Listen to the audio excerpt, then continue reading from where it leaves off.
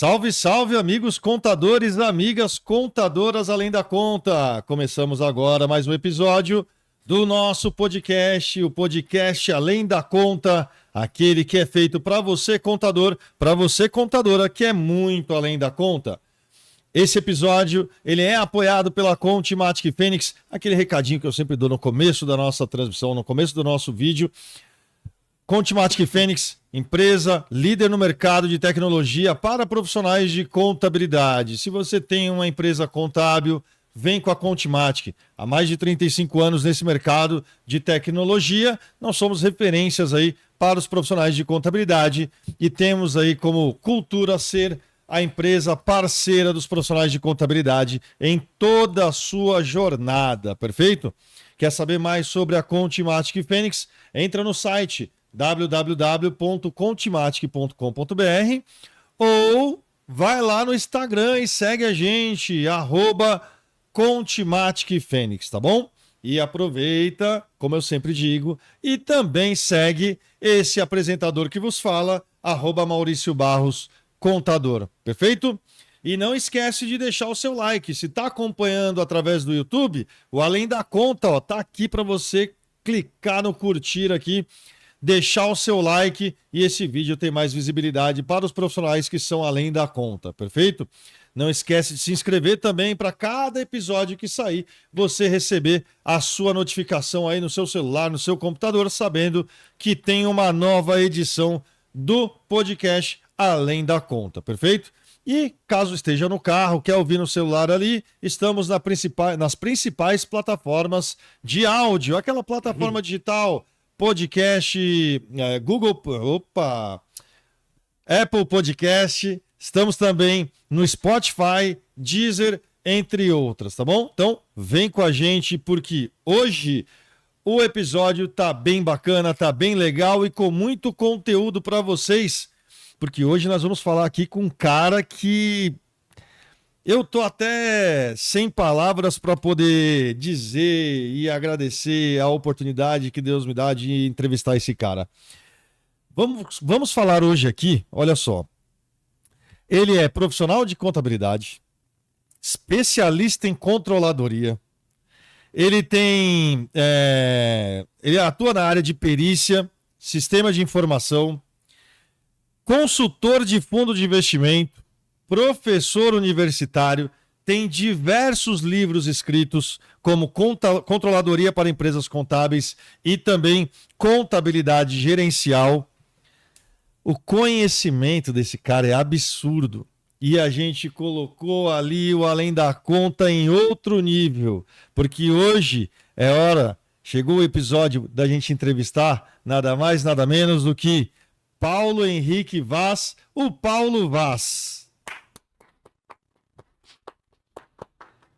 Paulo Henrique Vaz. Paulinho, pros íntimos. Paulinho, PH, né? PH, meu Deus do céu, cara. Não acredito que a gente tá trazendo você aqui. Obrigado, viu? Que isso. A honra é toda minha. Estar aqui contigo, com a galera toda. É uma alegria muito grande estar aqui na Contimatic. Eu tenho muita gratidão por essa empresa. Nós somos clientes da Contimatic lá no escritório. Olha que já bacana. Desde 2001, né? Gente. Foi por muita briga minha que eu quis vir aqui. E eu tenho uma história com a Contimatic muito legal. Vou contar um pouquinho. Eu, em 2002, eu tive a honra de conhecer um dos maiores profissionais da área de recursos humanos que eu conheci na minha vida, que é o Mário Hessel. Um abraço para você, meu irmão querido. Grande Mário. E que, para mim, é o cara que tem o olho clínico mais apurado que eu conheci na minha vida. É impressionante. Ele batia o olho em alguém, esse leva jeito, esse não leva. E ele tinha, assim, um dedo de Midas para despertar talentos, né? E ele formou uma série de pessoas, né? Sim. Né, ao longo desses anos. E eu vim como cliente, acompanhei o surgimento da SEAD, que é a área de treinamento de vocês. Hoje Contimatic Academy. Exatamente, era o SEAD à época, agora o Contimatic Academy. Vi o movimento Amigo Contador, MAC. o MAC. Inclusive foi no Ibirapuera, se não estiver enganado. o movimento do lendário Sérgio Contente. Eu falo lendário porque, na minha opinião, ele é Era uma lenda. um ícone, sim. É indiscutível. Você pode ter todas as críticas que você quiser no mundo a ele. Menos de que ele não ajudou os contadores. Ajudou. Esse camarada, ele merecia ser homenageado muito mais do que ele foi. Sérgio, um abraço para você, viu, querido? Tenho muita gratidão por você. E aqui eu comecei, eu me lembro quando fundou o IDEPAC, que depois virou Fundação Sérgio Contente, no dia que o Ricardo Berzoini assinou a primeira carteira de trabalho de um aprendiz, foi aqui no prédio do lado. Foi em 2005, se eu não estiver enganado. Estava eu e o meu irmão Maurício Pocopetes. Grande abraço. Qual eu mando um abraço e eu quero falar dele depois.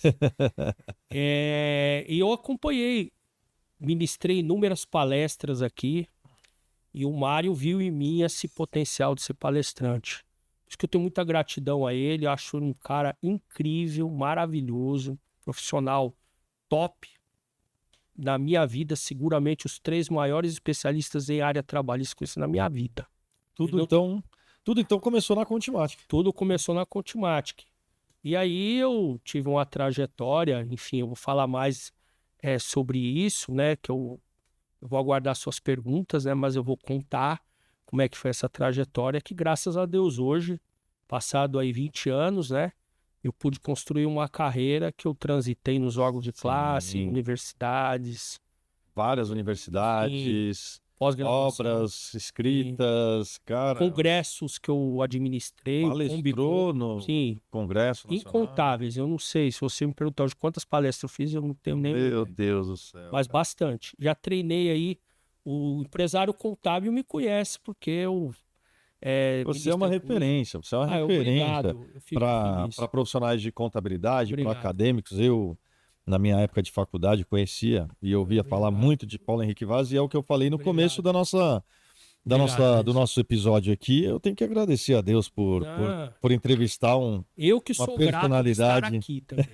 Que a gratidão, quando entro na Contimatic, para mim é um templo. E é sério isso, sabe? Não é demagogia, não. E agradecer o nosso querido professor, meu amigo Maurício Pocopetes, que intermediou esse encontro. Não, né? O Mauricião, eu quero falar dele rapidamente aqui. Diga. Primeiro, que o Maurício é um grande amigo, irmão que eu tenho. Conheci o Maurício em 2003, quando ele me contratou para a FISO. Ele foi o maior coordenador que eu tive na minha vida. Ele é fera demais. Desculpe. Não, aqui a gente não tem problema não, seres humanos. Perdão.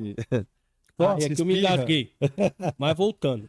O Maurício Pocopetes é um irmãozão que eu tenho. Eu conheci ele em 2003, na FISO, quando ele me contratou para ser professor do curso de graduação. E o Maurício foi o maior coordenador que eu tive na minha vida em todos os níveis. Porque o Maurício ele tem 3 coisas que eu aprecio nele e que quase nenhum coordenador tem. O primeiro é conhecer contabilidade. O Maurício conhece a contabilidade. Conhece. Tecnicamente, se discute norma, ele é um dos maiores especialistas que eu conheço no assunto. Contabilidade gerencial, auditoria, área pública, tributária. Então, o professor nenhum dá nó nele. Conhece livro, literatura, tudo. Segundo, ele sabe lidar com o professor. Que é complicado. Nós somos professores, a gente sabe que você tem os egos e você tem professor que você pode pegar mais pesado, outros nem tanto. E ele sabe lidar. E terceiro, ele conhece o que eu chamo da contabilidade, a parte sociológica. Conhece o mercado da contabilidade. Então ele é um camarada que ele transitou em auditoria, ele foi controller, ele é empresário contábil, ele já foi funcionário. Então ele conhece a realidade do mercado contábil. E tudo isso o faz um coordenador extraordinário. Porque ele sentia a temperatura dos cursos, né? Sem contar que é um cara maravilhoso, muito engraçado. Você conversa com ele no dia a dia, um piadista de primeira linha. E um cara hoje que está muito bem casado, pai de família exemplar. É um cara assim que eu tenho muita alegria de ser amigo dele. Eu gosto demais dele. E eu agradeço, viu, Mauricião, você por ter me trazido aqui, ter mediado. Estou muito feliz por estar aqui. Fera demais, Maurício Pocopetes.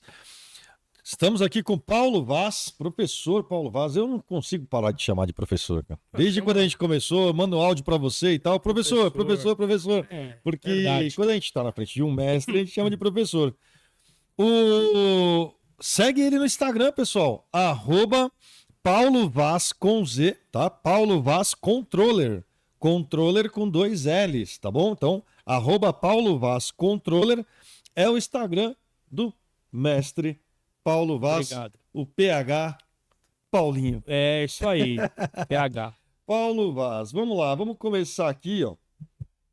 Obviamente, passei aqui toda a parte do seu currículo, né? E todo mundo aqui já te conhece, mas eu quero saber ali a história, como começou, né? O Paulinho lá atrás.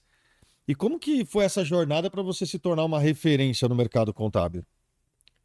Olha, eu fico até emocionado, porque foi uma trajetória dura. E eu vou contar para vocês. Eu comecei a trabalhar na área contábil em 1988. Era adolescente na época, né? E eu trabalhei no escritório do meu tio, que Deus o tenha, num bom lugar, o tio Rui, que já faleceu. E carregar o caixão dele para mim foi uma das piores coisas da minha vida. Eu quase tive um troço no dia de tanta tristeza que eu tive. Mas com o tio Rui eu comecei em 88 como office boy e ali eu comecei a ser inserido no universo contábil. Então eu peguei o final da ficha tríplice, que eu ficava lá com o pau de macarrão, que é mais antigo, a gelatina e tal, que era o trabalho que o office boy, quando eu não estava na rua, fazia. E aprendendo toda aquela rotina de livro datilografado na ficha tríplice. Eu me lembro que se comprava ali na Praça São Francisco, no centro da cidade. Eu ia lá, comprava os blocos e comecei a trabalhar nessa época. Aí eu saí do escritório, porque eu morava na cidade de Osasco. Naquele tempo, quase em Carapicuíba. Pegava um ônibus e tinha que estudar à tarde.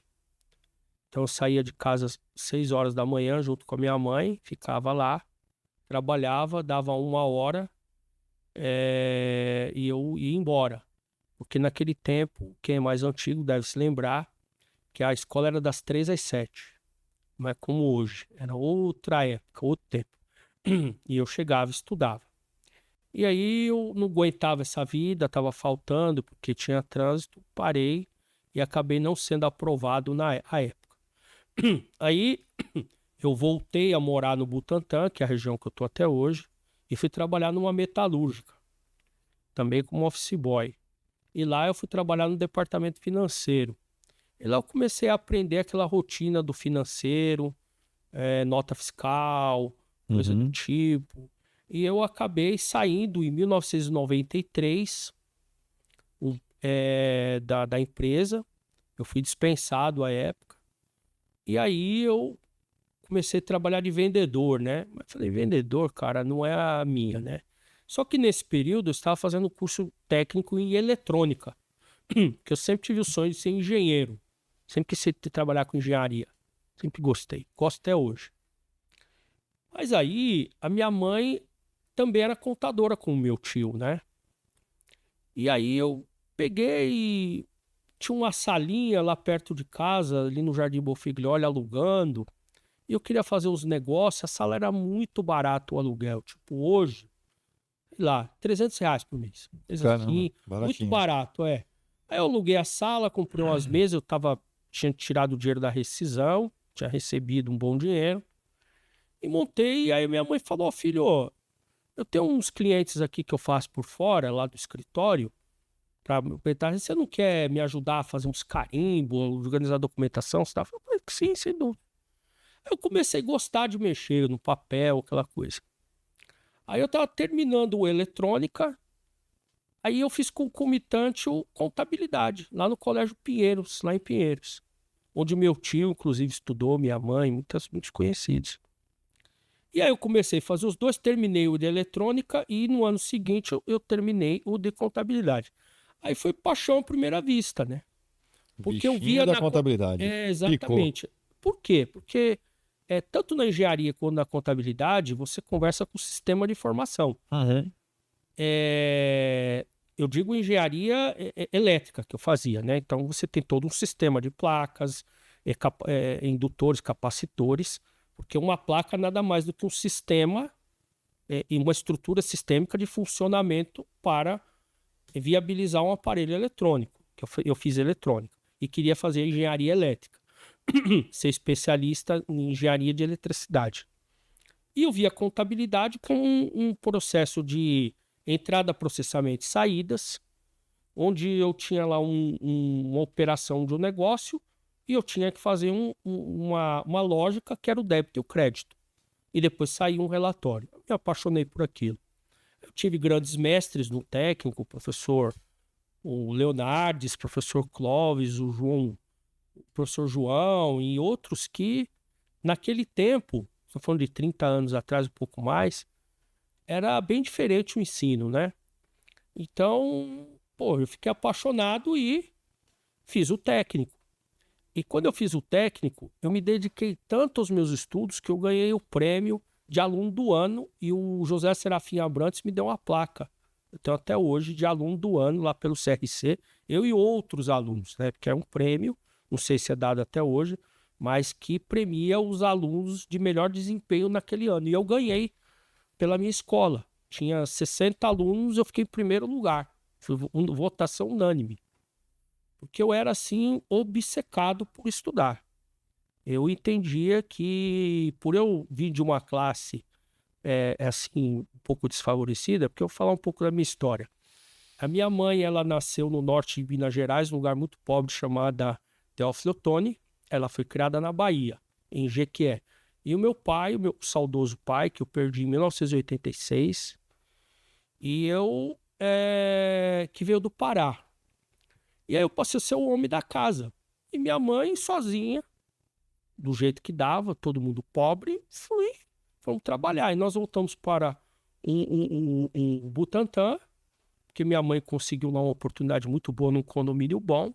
Eu estranhei muito, porque eu fui criado em periferia para um lugar de classe média. Sim. Você fica todo abobalhado, né? E aí, com isso tudo, por que eu estou dizendo isso?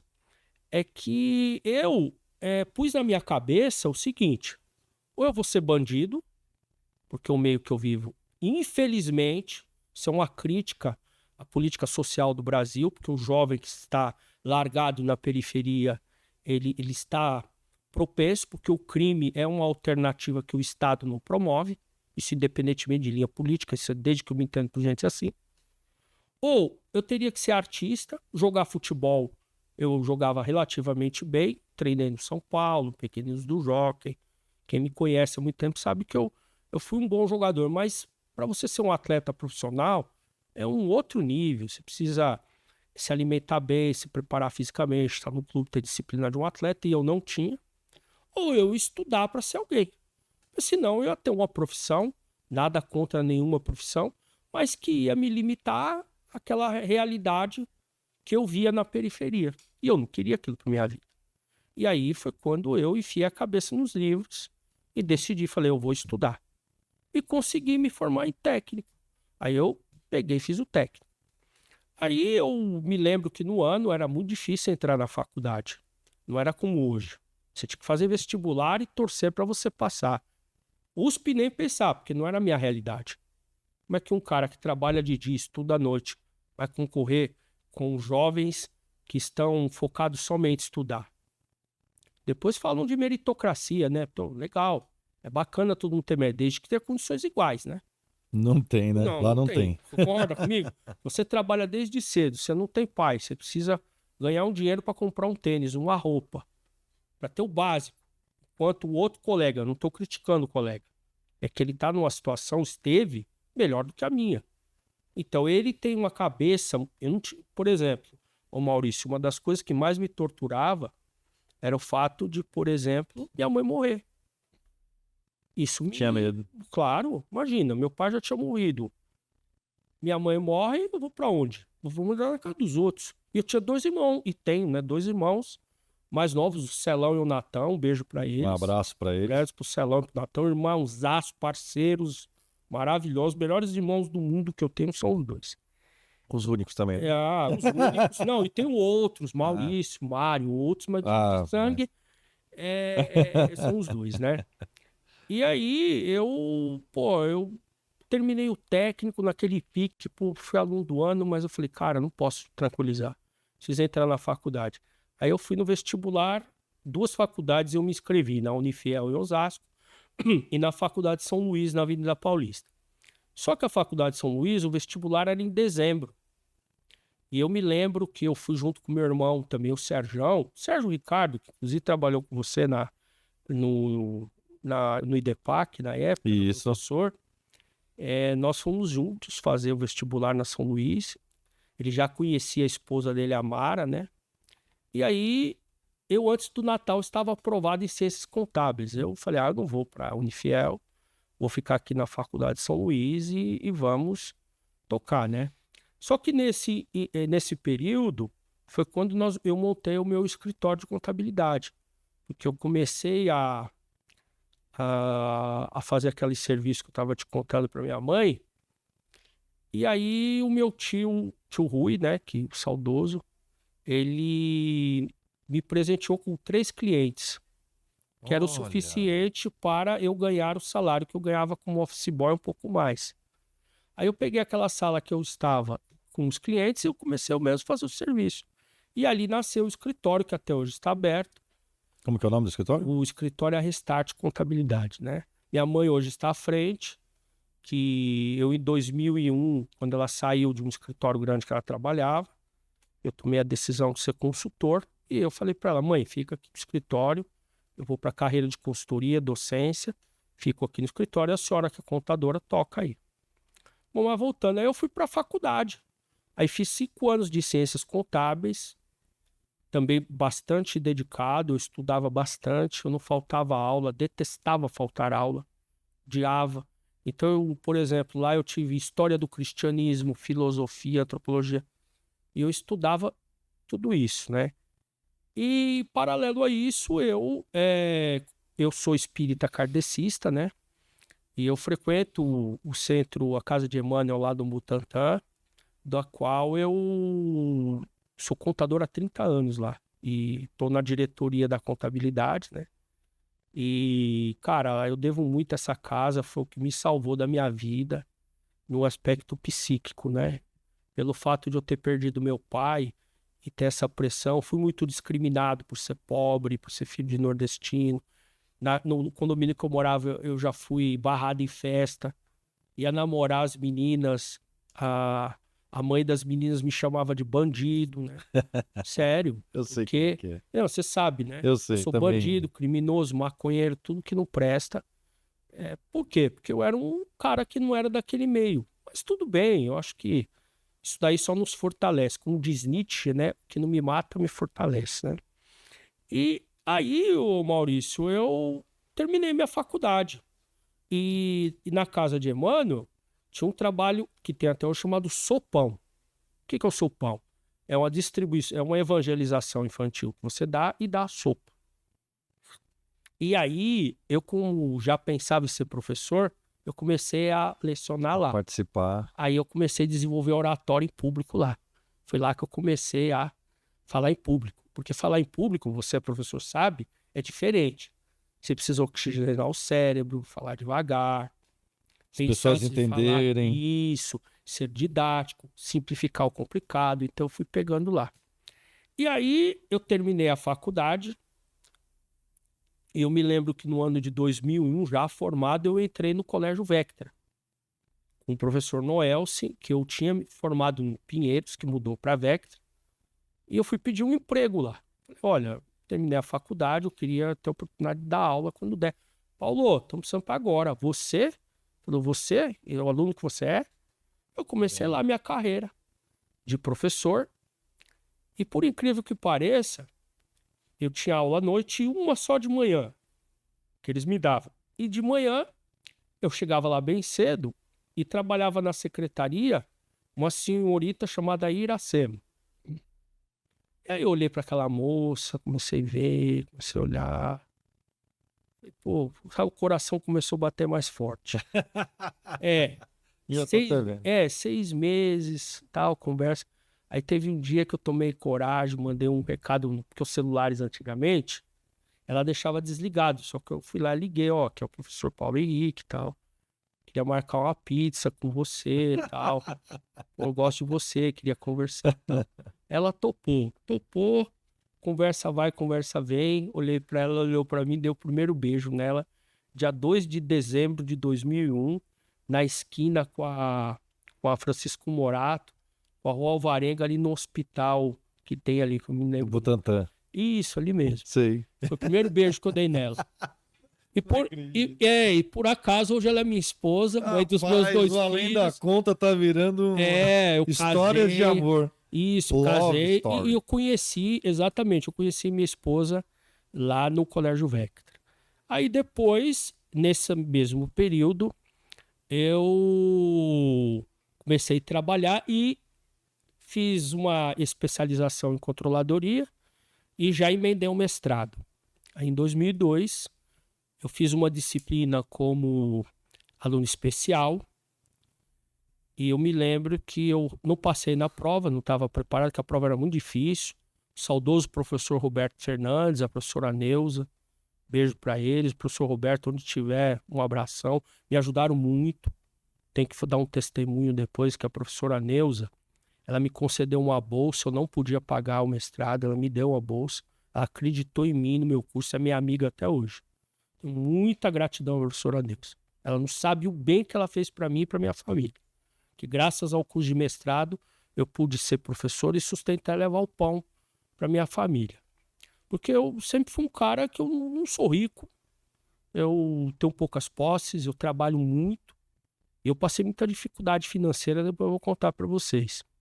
E aí eu comecei a lecionar, entrei no mestrado, comecei a fazer o curso, e foi quando eu conheci o Maurício, que eu tinha dito, lá na FISO.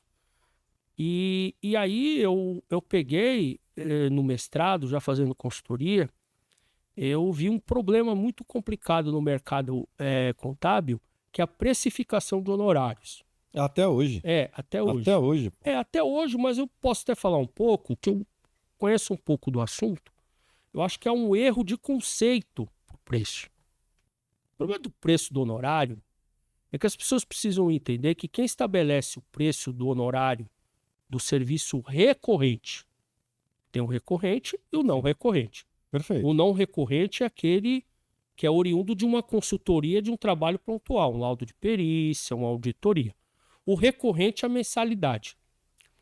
Esse preço da mensalidade, ele é um tabu porque é o seguinte, ele é recorrente e quem estabelece esse preço é o mercado. Pelo fato de que, como você tem, ele é um produto commodity e de muita oferta, o preço é competitivo. E tem uma outra coisa. Você sabe por que existe a mensalidade no escritório? Por quê? Porque é uma questão muito simples. Uma entidade empresarial, ela tem o sistema empresa e subsistemas primários. O primeiro deles é o administrativo, o operacional e o comercial. Do MEI à Apple, seja lá a maior empresa do mundo, essas 3 áreas elas são primárias.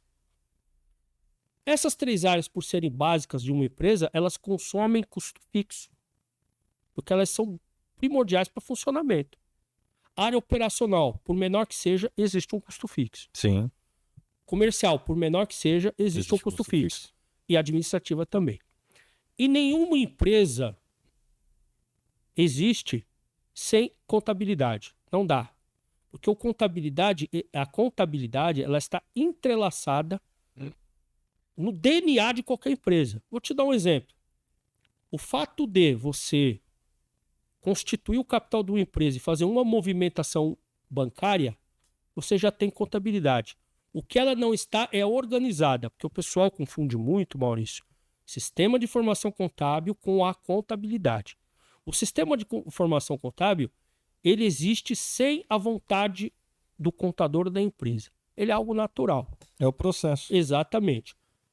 A contabilidade normativa, fique claro que essas regras, essas normas, elas existem porque existe a contabilidade normativa. O que é a contabilidade normativa? É todo o processo que é baseado em normas. CRC, exatamente, leis e assim sucessivamente. E aí, pelo método das partidas dobradas, desenvolvida pelo Frei Luca Paciolo, porque o débito e crédito ele só existe porque não tinha número negativo. Está no livro do Van Breda e do Hendricks da Teoria da Contabilidade, capítulo 1. Muito bem. Baseado naquilo, você tem o débito e o crédito, aí você sistematiza todo o fluxo técnico, que é normatizado, para você gerar um balanço, um balancete, uma demonstração contábil, que o objetivo é atender o público externo à empresa. Balanço não serve para tomar decisão gerencial. Para isso existe a contabilidade gerencial. Muito bem. Então, quando você fala de preço, você tem que entender que um pedaço da empresa está sendo transferida para o escritório contábil. E com isso, o empresário transfere o custo fixo dele. Por isso que tem mensalidade, que você cobra, porque aquilo é um custo fixo. Você está entendendo? E o que o empresário faz? Ele não tem competência técnica e nem interesse, pelo fato da contabilidade não estar no core business dele, ele transfere para um escritório contábil. Então, o escritório contábil é um reduto de departamentos contábeis de várias empresas. E vamos lá. Tô entendendo. Tá certo? Tô viajando aqui, vai. Então, vamos lá. Quando você precifica um honorário, o que você vende? Seu serviço? Sim. Só que o serviço... Sua capacidade intelectual de Isso, exatamente. Beleza. Só que o pessoal, quando fala de honorários, eles condicionam a volumes. Volume de hora, volume disso, de volume nota, daquilo. volume de Isso nunca funcionários. Isso não existe mais. Já foi relevante, hoje não é mais, em decorrência da tecnologia. Porque a tecnologia dizimou isso. Está dizimando. Hoje eu me lembro no tempo que eu fazia livro fiscal à mão. Livro 1A, 2A, Sim. entrada, saída. Eu fiz à mão. Eu desenho aqui como é que era um livro fiscal. Que eu cansei de fazer. Depois a nota foi lançada no micro. Hoje você puxa a nota no XML. E você tem um robozinho lá, ele vai sozinho e pega. Exatamente. Então acabou o volume. E o que tem de predominância? Processos. Então, hoje você tem um processo de imputa dados. Quanto custa imputar um dado? Por quanto você vende? Por exemplo, eu já implantei controladoria em vários escritórios, onde o maior custo das empresas era na imputação de dados. Por quê? Porque havia problemas no processo operacional do escritório. Sim. E aí você tem 5 grandes macroprocessos no escritório contábil. Imputação, conferência e geração de relatórios, que são os serviços ditos digitais. Estudo a legislação e atendimento a cliente, que são os serviços consultivos. Não conheci nenhum escritório que investe mais em consultivo do que digital.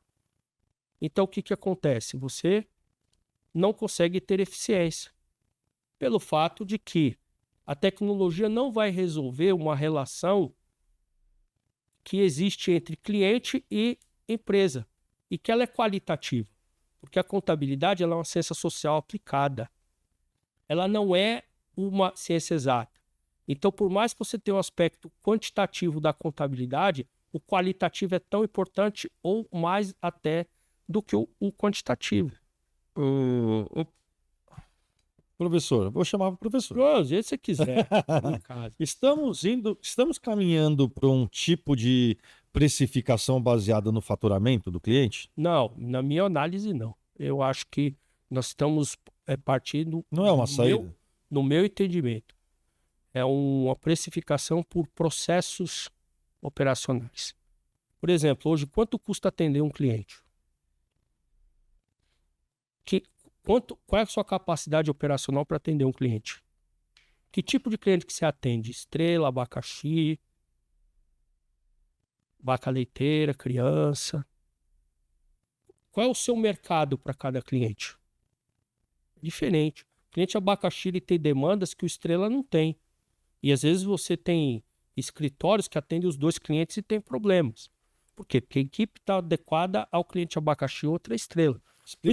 Explica pra galera esse quadrante do abacaxi, da estrela, da vaca leiteira e o outro que eu não lembro qual que é. É o criança. O criança. Vamos lá, o cliente criança, vamos colocar aqui o meu braço aqui que vocês estão vendo. Esse aqui é o quanto contribui de faturamento, essa é perspectiva de crescimento de mercado. O criança está aqui, ele tem grande perspectiva de mercado e pouca contribuição no faturamento. O que você faz com esse cliente? Investe nele. Então, guardar as devidas proporções, é aquele cliente que te paga pouco, você ganha pouco, mas ele te indica um monte de gente. Então, eu consolido toda a geração de negócio que esse cliente tem, compensa ficar com ele. O que é o cliente estrela? É aquele que tem propensão a crescimento e contribui fortemente no seu honorário, paga bem. Então, é um cliente que te demanda especialidade, investimentos e, principalmente, ele cobra muito do escritório. Mas o faturamento é maior. Mas você ganha para isso. E aí você tem o cliente vaca leiteira. Ele tem pouca propensão a crescer no mercado, mas contribui fortemente com honorários. É o cliente estável, cliente maduro. É aquele cliente que não vai crescer, não tem muito o que fazer, mas ele paga direitinho. É o feijão com arroz. E você tem o cliente abacaxi, que é aquele que tem pouca propensão a crescimento e contribui pouco nos honorários. É cliente inadimplente com problemas. Se eu fizer uma análise na minha carteira, eu vou ter todos esses tipos de clientes em menor ou maior proporção. E aí você tem que tomar a decisão. Tem escritório que se autoproclama frutaria, só abacaxi, e faz muito bem aquilo. Então eles entendem que o cliente com esse perfil estrela não adequa, porque você tem uma equipe, sistema, processos e cultura voltada para atender o abacaxi. As suas sacadas é que, sabe, que me pega. É o escritório frutaria. Escritório de frutaria. E tá cheio. Só tem abacaxi. Só tem abacaxi. E o contador tá bem. Ele é especialista nisso. Eu vou perguntar pra galera. Pode perguntar. Pergunta aí você que nos assiste. Você tem cliente de abacaxi? Você é uma frutaria? Vários empresários, Marcelo. Eu treinei centenas no Sescom e todos falavam isso. Todos. E que é do negócio da contabilidade. O pessoal pergunta, Paulo, o que você se autoproclama? Um gestor de zona. Desculpa o português aqui. Eu só sou chamado para problema. Só conclusão. Administrar a bagunça dos outros. O contador é um pouco disso.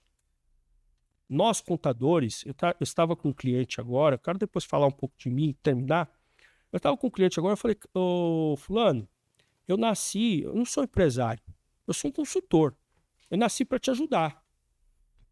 Agora, eu entendo que o problema da sua empresa é uma troca entre sua experiência com a minha condição técnica. É trocar ideias. Nós temos um problema aqui, nós vamos resolver juntos. Eu vou trazer a parte técnica e você fazer o tempero. Porque o contador ele não pode se basear, se é que ele quer ser consultivo, na condição técnica. A condição técnica diz isso. Eu vou contar uma história para você. Eu estava num cliente uma vez, eu cheguei para ele, olha, tem isso, tem que pagar o imposto, não sei o que, bati, era novo. Ele falou, tá bom, Paulo, eu vou fazer isso. Só que você desce agora, avisa os funcionários que vai ter folha de pagamento, que você está mandando eu pagar o imposto. Calei a boca, eu entendi o recado. Muitas das vezes o empresário ele não recolhe o tributo, não é porque ele quer. Gente. É porque, vamos lá, o camarada para ele vender pediu 90 dias, ele vai no banco, o banco descontou a duplicata altíssima, ele está sem grana. Então ele escolhe ou paga o salário ou recolhe o tributo. Ele segura o tributo. Que a gente deveria entender o porquê que o empresário não recolhe o tributo. O governo às vezes complica a vida. Agora, de uns anos para cá, você vê um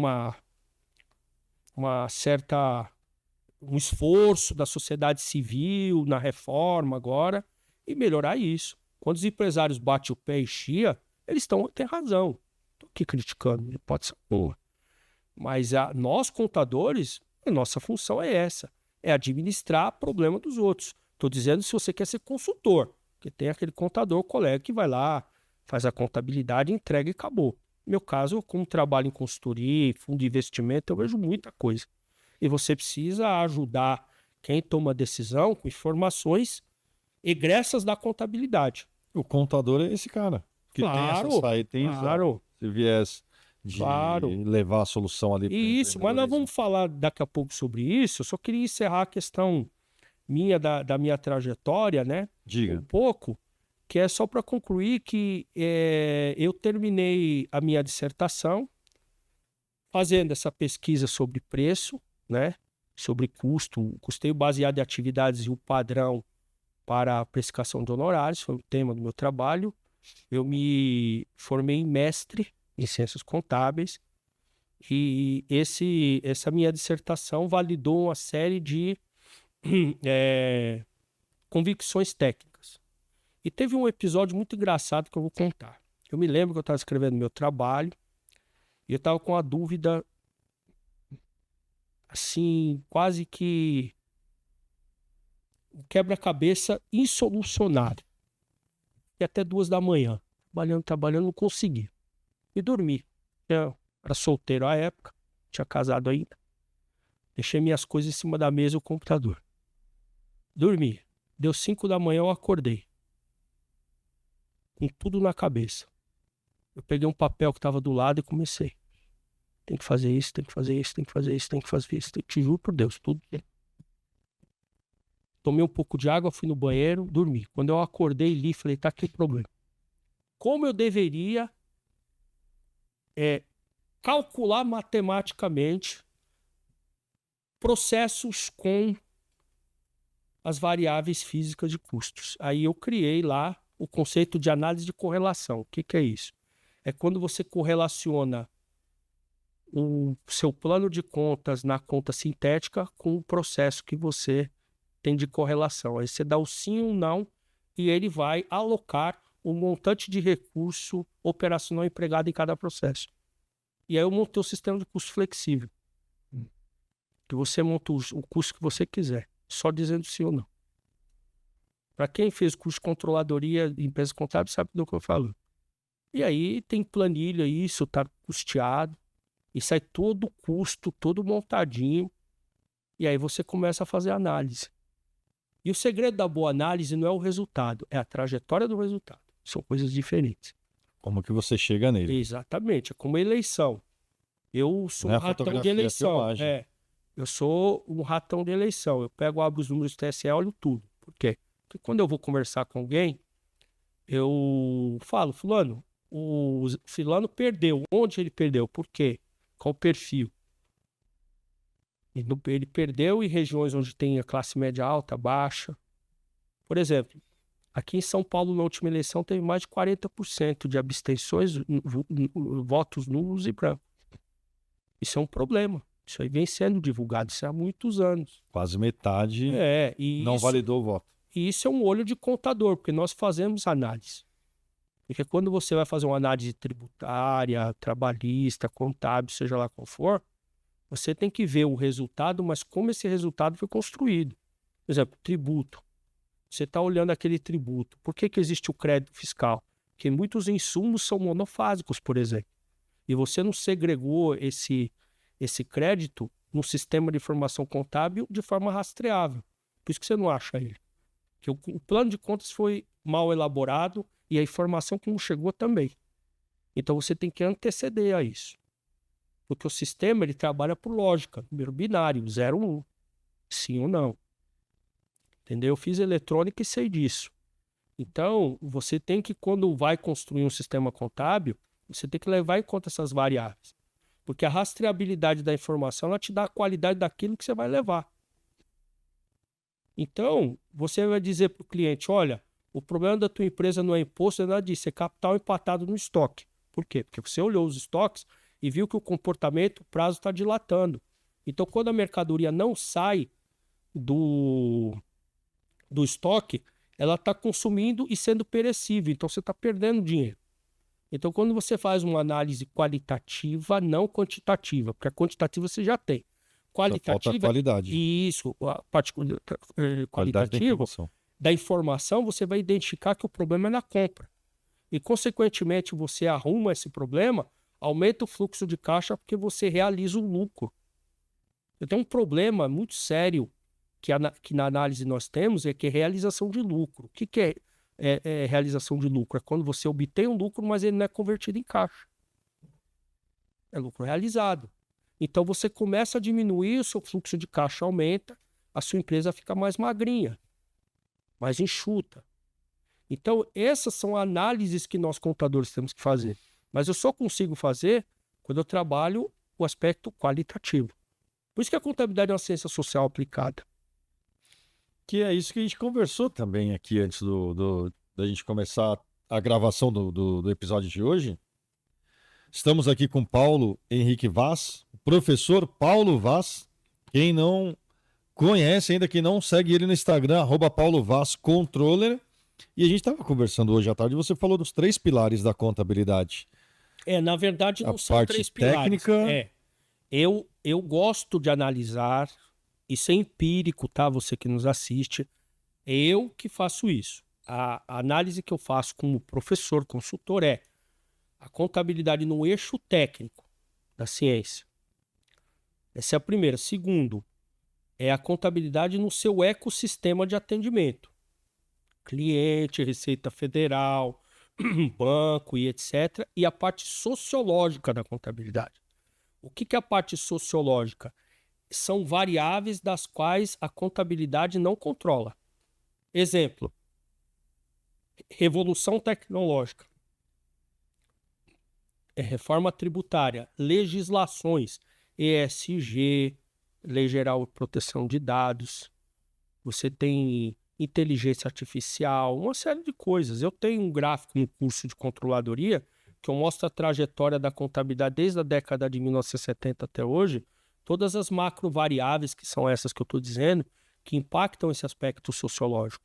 Porque vamos lá, você fala hoje da reforma fiscal, que é uma coisa mais tangível. Uhum. Você concorda comigo que o sistema de informação contábil vai sofrer uma pressão imensa para gerar informações? Vocês estão aqui na Contimatic e eu me lembro que o Sérgio Contente foi em Brasília, fez várias manifestações públicas do e-social devido à complexidade que praticamente você desmancha um sistema, faz outro. Por quê? Porque o Estado constituído estabelece regras e impõe. E você, como contador, como órgão de classe, inclusive queria publicamente dar os parabéns à FENACON, ao SESCOM São Paulo, aos SESCONs e SESCAPs de todo o Brasil, ao IBRACON, enfim, todas as entidades congraçadas, né, pelo empenho que está sendo feito. E eu acho que o Estado deveria ouvir mais contadores, né, nessa parte, porque é uma pressão muito grande. E aí os órgãos de classe se ocupam demais em resolver essas questões. Isso tem um impacto social muito grande, né? Arrecadação de impostos. A revolução digital, nós hoje falamos em inteligência artificial, uma série de coisas, e são coisas que nós estamos aprendendo. Quem é especialista nisso? Tem. Poucos, né? Não tem, não existe, porque é algo novo que nós estamos aprendendo a lidar com isso. E quando a gente aprender, já atualizou. Exatamente. Eu uso muito inteligência artificial para trabalhar e eu tenho assinatura paga do ChatGPT e eu tenho zero dificuldade dentro daquilo que eu preciso, que não necessariamente é aquilo que é necessário e que existe. Mas é algo que eu estou aprendendo, eu não falo no assunto. Por quê? Porque eu acho que é uma coisa que você precisa primeiro aprender. Eu sou da seguinte linha de pensamento. Você ensina o que você sabe e você fala daquilo que você conhece. Se você não sabe, não conhece, não fala. Aliás, tem uma frase do Abraham Lincoln, de outros mestres, né, que diz o seguinte: é melhor você ficar quieto e deixar que as pessoas pensem que você é um idiota do que abrir a boca e sanar todas as dúvidas. Então, se você não sabe, não fala. Ou pergunta para quem sabe. Então, são coisas que nós estamos aprendendo. Claro que tem abnegados colegas que vêm estudando fortemente isso, numa boa vontade extrema, de carinho, vai, se expõe, fala, alerta, fazem pesquisas importantes sobre o assunto e que tem que ter. Roberto Dias Duarte, ele é O Roberto, eu vejo ele mais... especialista ele é um cara que estuda isso bem, ele já estudou SPED, eu conheço, um amigo. É um dos, né? Tem outros aí, caras que falam disso, né? Ele fala muito do mercado, mas tem a área científica, tem a área de controladoria, que é outro espectro. Mas é um cara a ser ouvido, né? Sem dúvida nenhuma. Ô, professor, e essa sua pegada mais consultiva vem desde quando você pegou os 3 clientes lá e começou no escritório? Os Então, 3 clientes do seu tio, né? Do Rui? eu parafraseando, melhor, o nosso lendário e para mim um dos grandes gurus da humanidade, que é o Confúcio. Eu li os Analectos de Confúcio, um livro. Aliás, eu tô terminando, posso me auto-intitular doutor, né? Tô terminando entregando em ciências sociais, né? Ó, que bacana. Eu tô entregando minha tese agora. Depois vocês vão saber, eu não vou falar agora o tema, surpresa, depois eu vou falar. Mas eu me lembro que quando eu fui fazer o doutorado, o meu querido amigo, o Dr. Francisco Fonseca, que é meu orientador, inclusive, um abração ao Francisco, cara que me ajudou demais, eu tenho uma gratidão. Se eu contar a história do doutorado para você, o que eu passei e venho passando, é outro podcast. Mas eu vou fazer uma síntese no final. Ele me perguntou, cara, você é contador, mexe com banco, faz perícia. Eu peritei uma ação da Lava Jato, tudo. Então, eu fui envolvido, muita consultoria, eu perdi as contas, Brasil exterior. Se perguntar quantas empresas eu atendi, eu não sei. Dezenas, centenas da área de custo, controladoria, planejamento fiscal. Trabalhei bastante na minha vida. Ele falou, o que você está fazendo aqui? Eu falei, Francisco, as ciências sociais é mãe da contabilidade, da economia, da administração, do direito e da arquitetura. Isso é sim. Aqui eu estou no Vaticano. Ela é mãe. O trabalho do contador é prestar contas à sociedade. Eu tenho que estudar ciências sociais para entender como é que essa sociedade funciona. Como e que o eles que pensam? eu, como contador, posso agregar de valor para a sociedade, além daquilo que eu já presto. Aí eu respondo o que você está dizendo. Eu sempre vi, porque eu nunca fiz faculdade, técnico, nada que eu estudo só para me formar. Eu sou um estudante, nunca fui aluno. Tem diferença. O aluno é o camarada que chega na sala de aula, ele é o passivo. Ele ouve. O estudante não. É o cara que estuda, que lê, que vai fazer.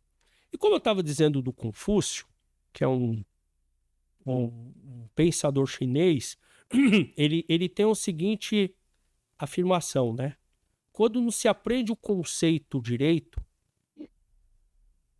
você aplica errado e pratica errado. Então você faz uma distorção do conhecimento.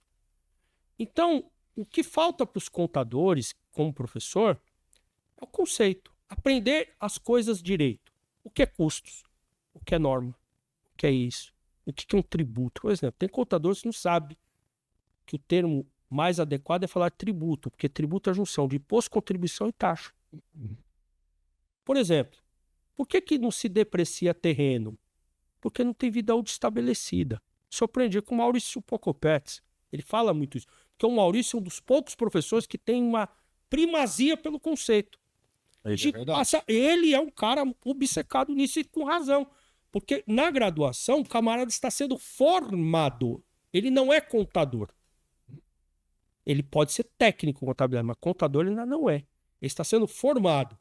Porque depois de formado, ele será capacitado, que é o curso que a Contimatic Academy oferece. E na pós-graduação, MBA, ele vai fazer a especialização. Então, essa organização das funções de cada um deles precisa ficar muito claro. O camarada está na graduação e precisa ser formado. Ele precisa saber o que é custo, quais são as ferramentas, onde se aplica, para que se aplica, um balanço patrimonial, qual é o uso, como é que ele monta, normas, o que é um impairment, o que é um fair value, o que é um instrumento financeiro. A pessoa precisa entender a operação. Porque a regra da norma, eu sou do tempo da 6404. E eu me formei bem antes da 11941 e a 11638, que trouxe para o Brasil a implementação das normas internacionais. Sim. Porque a nossa estrutura contábil, nós somos do direito romano. Então é a forma sobre a essência. Estou dizendo juridicamente. Se eu acuso você de alguma coisa, eu preciso provar documentalmente. Não é de usos e costumes como é o direito anglo-saxão, que foi construída toda a contabilidade gerencial. Os grandes pensadores na área de contabilidade gerencial não eram contadores, eram engenheiros. Kaplan, Hornigren, todas essa turma. Você pega, eu li, eu tenho uns 120 livros em casa de custos, eu li todos. Então, o custo japonês é tudo engenheiro de produção que montou. Kanban, Just Time, ABC, todas essas ferramentas. Que existe uma diferença entre gestão de custo e contabilidade de custo.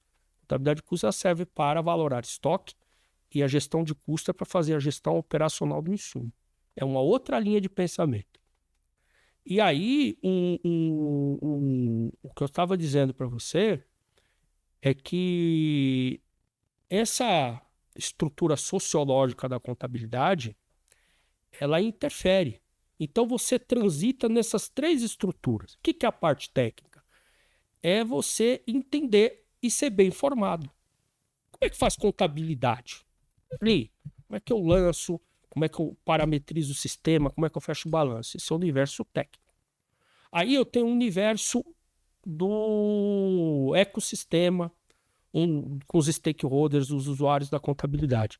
São outras competências que eu preciso ter. Além de técnica, eu preciso me comunicar bem, ter conhecimentos transversais, entender de administração, de direito, de economia. Porque aquela tua informação contábil, ela vai servir de base para alguma análise que esse cliente precisa, que é o tal do contador consultivo, que é o que eu sempre vi por excelência, que é o papel do contador, porque eu faço isso há muito tempo, Maurício. Eu nunca fui aquele contador, aliás, quando comecei, da mesa já fiz bastante. Dos anos 90, de 1990, eu era um ratão técnico. Eu era assim, obcecado em fechar planilha, declaração, sabia de cor e salteado. Quando eu terminei a faculdade, eu falei, bom, se é para eu continuar nessa linha, não precisava nem ter estudado, bastasse ter técnico. Agora eu preciso subir o nível. E aí você entra num outro ecossistema. Porque eu sei muito disso pelo fato de eu ter vindo de uma classe pobre. E à medida que você vai evoluindo, você precisa se adequar ao meio, não o meio a você. Então, por que existe o termo mal educado? Porque você não tem hábitos e costumes e postura daquele meio do qual você passou a ser inserido. Lá na quebrada, nos amigos, você tem comportamentos, falas e expressões que aqui eu não posso ter. Então, eu tenho que me adequar e me educar a aprender a ter hábitos e costumes dentro daquele novo ambiente que eu estou. Então, adaptação. É adaptação. E o contador ele precisa recalibrar a mente dele para ser um agente consultor. E como é que eu faço isso? Estudando aquilo que eu não sei. Então, eu tenho que estudar psicologia, economia, que o Sescom faz muito bem isso aqui. Eu estou aqui querendo fazer propaganda. Mas você vai nos eventos do Sescom, ele se preocupa demais com a formação complementar do contador. Você não vai chegar lá e ouvir um evento falando de parte técnica, salvo haja muita relevância. Mas lá ele vai falar de mindset, soft skills, uma série de competências que você, como empresário, precisa ter para o mundo moderno. Você participou muito tempo do Sescom, né? Sim, sou Sescom, muito grato. Eu trabalhei no Sescom, trabalhei na FENACOM, trabalhei no CRC São Paulo e hoje eu sou professor da Fundação Brasileira de Contabilidade. E como que você vê a atuação desses órgãos no modelo novo de contabilidade, vamos colocar aqui, consultiva? Olha, eu vejo com aplausos. Só que eu acho que o Sescom, em decorrência dessas problemáticas da sociologia contábil, tem dado muita atenção para esses problemas de ordem maior. Mas, inegavelmente, O ensino lá, né? Olha, eles se preocupam demais com a formação do contador. Eu falo isso de carteirinha, sim, porque eu fui professor da Unicescom por mais de 12 anos e trabalhei também na Unifenacom, tenho cursos lá, inclusive, estou na fundação e acompanhei de longe, até por consultoria, muitas coisas que eu fiz nos órgãos. Há uma preocupação muito grande, mas você pega, por exemplo, os diretores dos órgãos de classe estão envolvidos aí com questões da reforma fiscal, inteligência artificial, essas coisas, porque são novidades que estão impactando fortemente a classe empresarial. E eles ainda lutam pelo profissional de contabilidade. Eu não tenho dúvida. Eu acho que eles são muito mal compreendidos. Eu acho que eu falo muito do Sescom. Você pega, por exemplo, o presidente Carlos Alberto Batistão, que é meu amigo, ele é um técnico fantástico. É um cara Ele é absurdo. Meu pai do céu, imposto de renda tributária, ele é fera. Fera mesmo. Cara que, você falar de imposto de renda pessoa física, ele te dá aula. Sabe do assunto. E a maioria dos diretores, não tem ninguém baixo nível lá.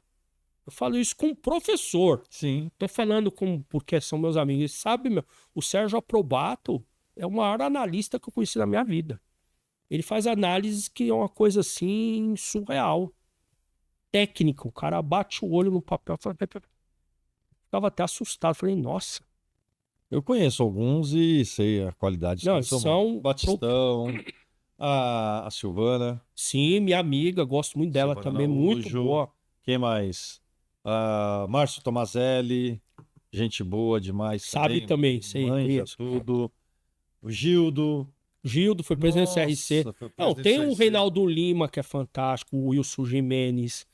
Tem o Max lá de Mogi das Cruzes, meu irmãozão. Abraço a ele. Sabe demais.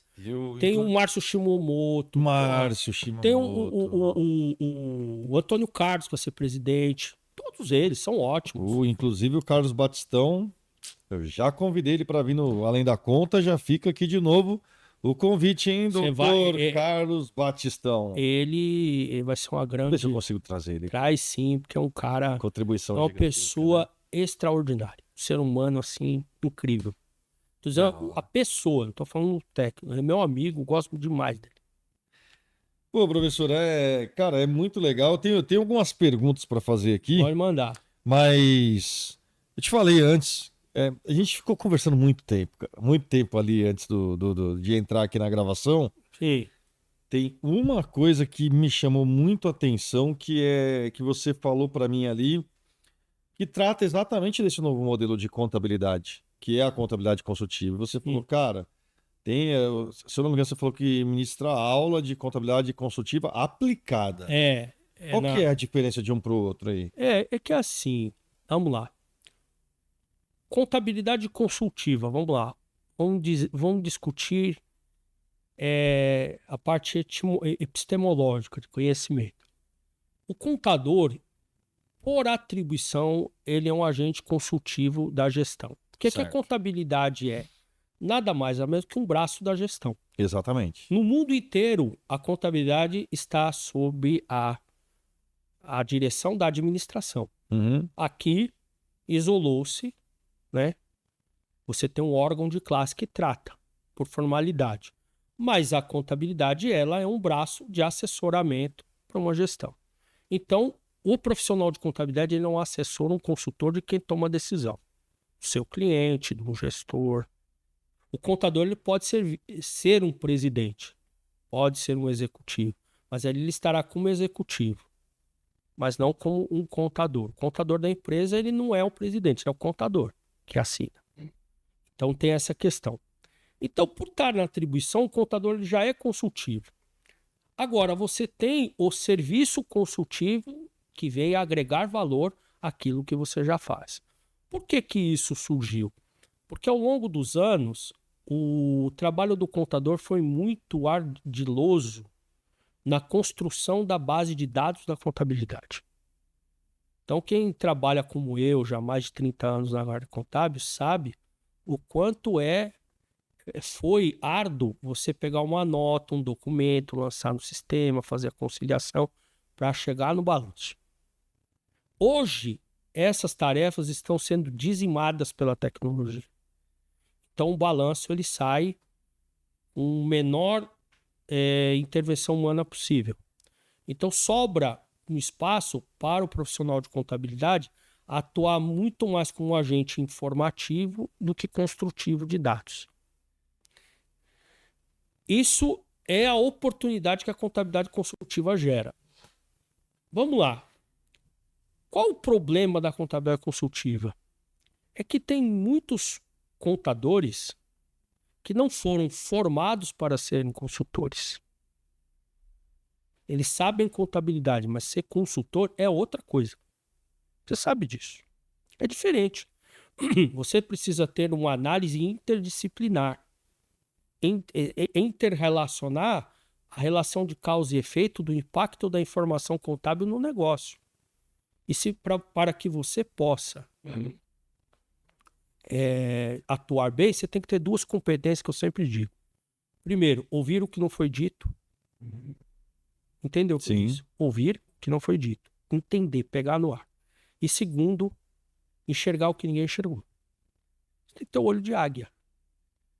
Então vamos lá, o problema de caixa da empresa é qual o motivo? Às vezes a contabilidade está gritando, o prazo médio de estoque está aumentando. Eu estou tendo um comportamento inadequado naquele custo que está tendo desperdício. Se a contabilidade bem feita, ela te dá... É como um exame de sangue. Você tira lá uma gota de sangue, você começa a fazer o exame e você começa a detectar problemas no corpo físico. E o contador consultivo, ele atua na área contábil, tributária muito fortemente, trabalhista e legal. E eu vendo a ideia de que o contador hoje, aliás, o que eu vou deixar aqui falado é o que eu penso, é que a profissão para as empresas contábeis. O escritório de contabilidade, você que me vê aqui, que desejar crescer, evoluir, você precisa ter uma quarta área de recorrência, que é a contabilidade gerencial. Porque você tem uma massa de dados muito rica. Onde está isso? Muito simples. Você já olhou o que você manda dentro do SPED?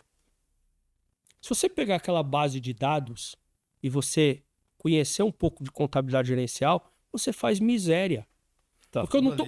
Sim, porque eu não estou dizendo da contabilidade, estou falando do sistema de informação contábil, que é uma base de dados que é a nota fiscal, NCM, extratos bancários, tudo misturado num banco de dados muito grande. Porque como é que funciona o sistema? Você tem um input, ele cai naquele banco de dados e ele alimenta o banco de dados secundário com contabilizações. Então aquela base primária, você extrai ela e você constrói todo um aparato gerencial.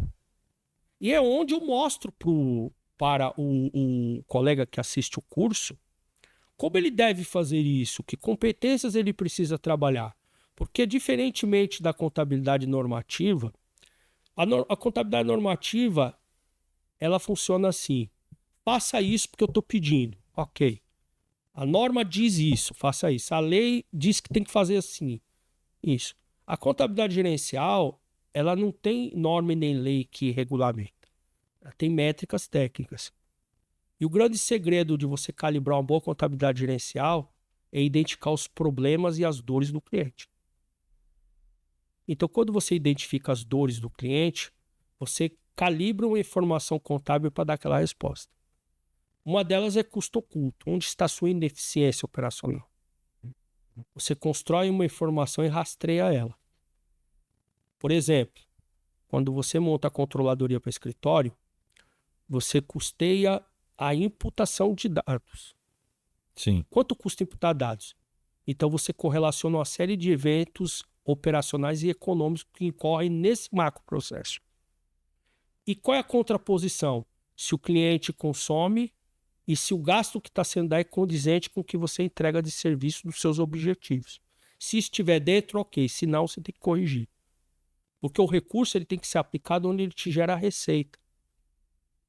Se você investe em estrutura tecnológica, por que você está gastando 40% do seu custo operacional para imputar dados? Então tem problema operacional. Você tem muita gente aqui, Ou o problema é o cliente, que não manda a documentação dentro do facilita a comunicação. Então você tem que corrigir o processo para que isso seja rápido, acurado, mitigando riscos de informação desalinhada, fazendo com que o sistema trabalhe para você e você pegar esse custo, alocar para atender e estudar o cliente. Porque o estudo não é só a norma, é entender como o cliente funciona. E isso está diretamente ligado não apenas à questão mercadológica tributária, mas às dores que o cliente tem. Agora eu pergunto, o cliente que compra o serviço contábil, ele quer que você trabalhe para o governo ou quer ser atendido? Se ele quer ser atendido, por que você gasta mais em produzir dados para o poder público do que atendê-lo? É por isso que muitas das vezes o cliente não valoriza o contador. Então há um problema operacional, que a controladoria te dá isso. Então isso é ser um contador consultivo, no meu entender.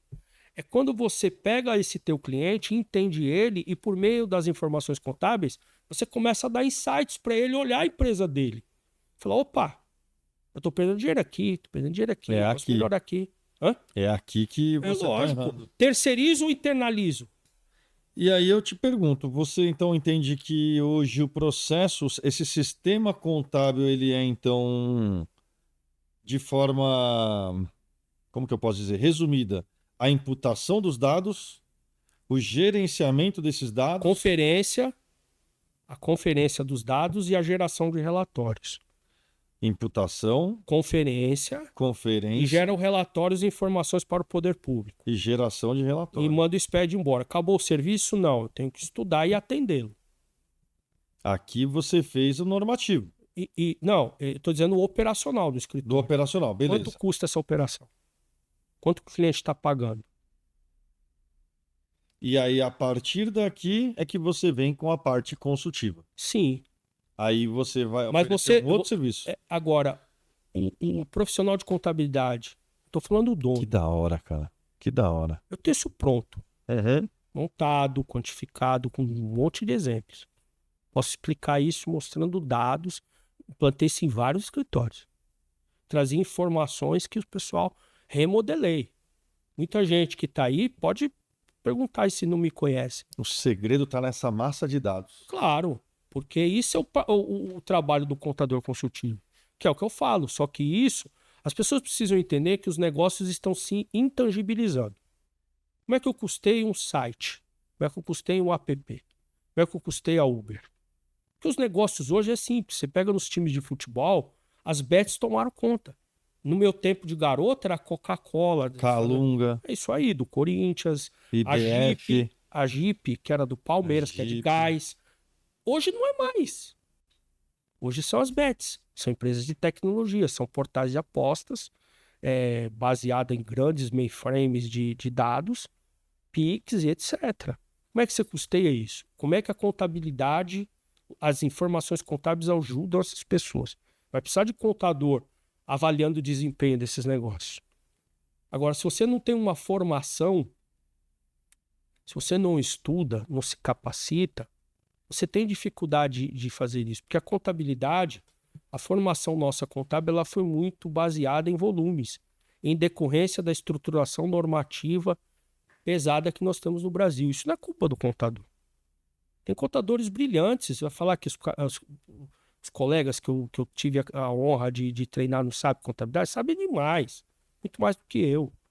Mas eles não tiveram a formação gerencial. Eu estou dizendo alguns que me relataram isso, tá? Imagina os colaboradores. Então, quando se fala em contabilidade consultiva, contador C, na área gerencial, não estou falando da área tributária, não estou falando da área propriamente contábil, estou dizendo na área gerencial, você precisa se capacitar. Você precisa ter conhecimentos que não só são contábeis, que as ciências sociais vai te dar, que a administração, que o direito, a economia, que são as ciências sociais aplicadas.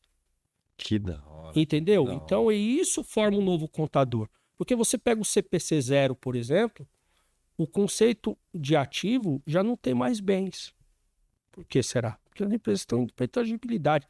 Isso não é palavra minha, isso é palavra da lenda professor Dr. Sérgio Díssimos. Foi meu professor no mestrado. Ele participou do evento do Combicon, tá lá escrito, ele falou, a contabilidade tende à tangibilidade, há 5 anos atrás. É um cara que ele tem uma mente, bom, ele ajudou a montar a 6404. Ele, o Eliseu. Eliseu, sensacional. Conheço todos eles, o Marion, amigos, pô, e pessoas simples. Eu já ouvi dizer, o professor diz falar, não sei isso. Não sabe, não sei. O que eu sei, eu falo que eu não sei, não sabe. Rapaz, aí é um outro nível. Não, é assim, são profissionais, são Fora de série. São pensadores contábeis, assim, tem outros também, tá? Tem o Marco Peters, que eu gosto muito, o Ivan Ricardo Peléas, que eu acho um cara fantástico. Fantástico. Ele participou da minha banca de mestrado, Rapaz. bateu bastante no meu trabalho, com razão, na parte metodológica, eu aprendi metodologia, eu entendi metodologia nas críticas dele. É um perito monstruoso, um cara assim, eu tenho muito respeito por ele. E outros aí, tem o professor Nelson de Carvalho, que eu acho extraordinário na parte de normas. Meu professor Edgar Conaccione. Olha, sim, o professor Fernando Almeida, que é lá da PUC, meu irmão também, é um cara... Meu, em matéria de estruturação científica, nunca vi nada igual. Conhece, assim, de ciência como ninguém. Então tem muita gente boa nesse meio. Muito. Não, tem muita gente boa. E eu tenho a gratidão, a humildade de ter conhecido e fazer parte desse meio de amizade. Teve uma entrevista que a gente fez aqui, foi um dos últimos episódios que foi pro ar, que o convidado falou o seguinte: eu gosto de fazer curso onde eu me sinta o mais burro da sala. Eu gosto assim. Faça um curso onde você se sinta o cara mais burro da sala. E aí é ali que você vai aprender. Cara, vou te mas falar. eu concordo com o professor que as pessoas precisam entender o seguinte. Eu sou um cara que eu sou professor e me considero um papagaio. Apesar de eu não gostar de falar muito. Que pareça. Quem me conhece na intimidade sabe que eu sou muito reservado. Eu, Paulo, sou muito. Mas para você ser professor, você tem que mais ouvir do que falar. O pouco que eu sei de contabilidade... O pouco, você falou? O pouco, porque... Poxa. É que eu não me considero nenhum sábio, eu sou um professor, um cara esforçado. Tem gente, poxa, porque, Quantos livros esse 5. pouco conhecimento que você tem? Sairão outros, né? Assim, eu li muito na minha vida, livros de contabilidade, uns 300. Meu Deus. Assim, uns 500 livros eu já li, por aí. Não, artigo, perdi as contas. Fora séries. É assim, o Maurício, eu sou um cara que quem me conhece, eu não fico perdendo tempo com bobeira. Por exemplo, eu não saio da minha casa para ver um filme que não vai me agregar nada. Eu não consigo parar para ver um programa que não vai me agregar nada. Eu tenho ídolos que eu até vou falar quem são e pessoas que eu respeito, gosto de ouvir. São pessoas que conhecem do assunto. Porque nós que somos professores e você sabe quando o cara conhece e quando não conhece.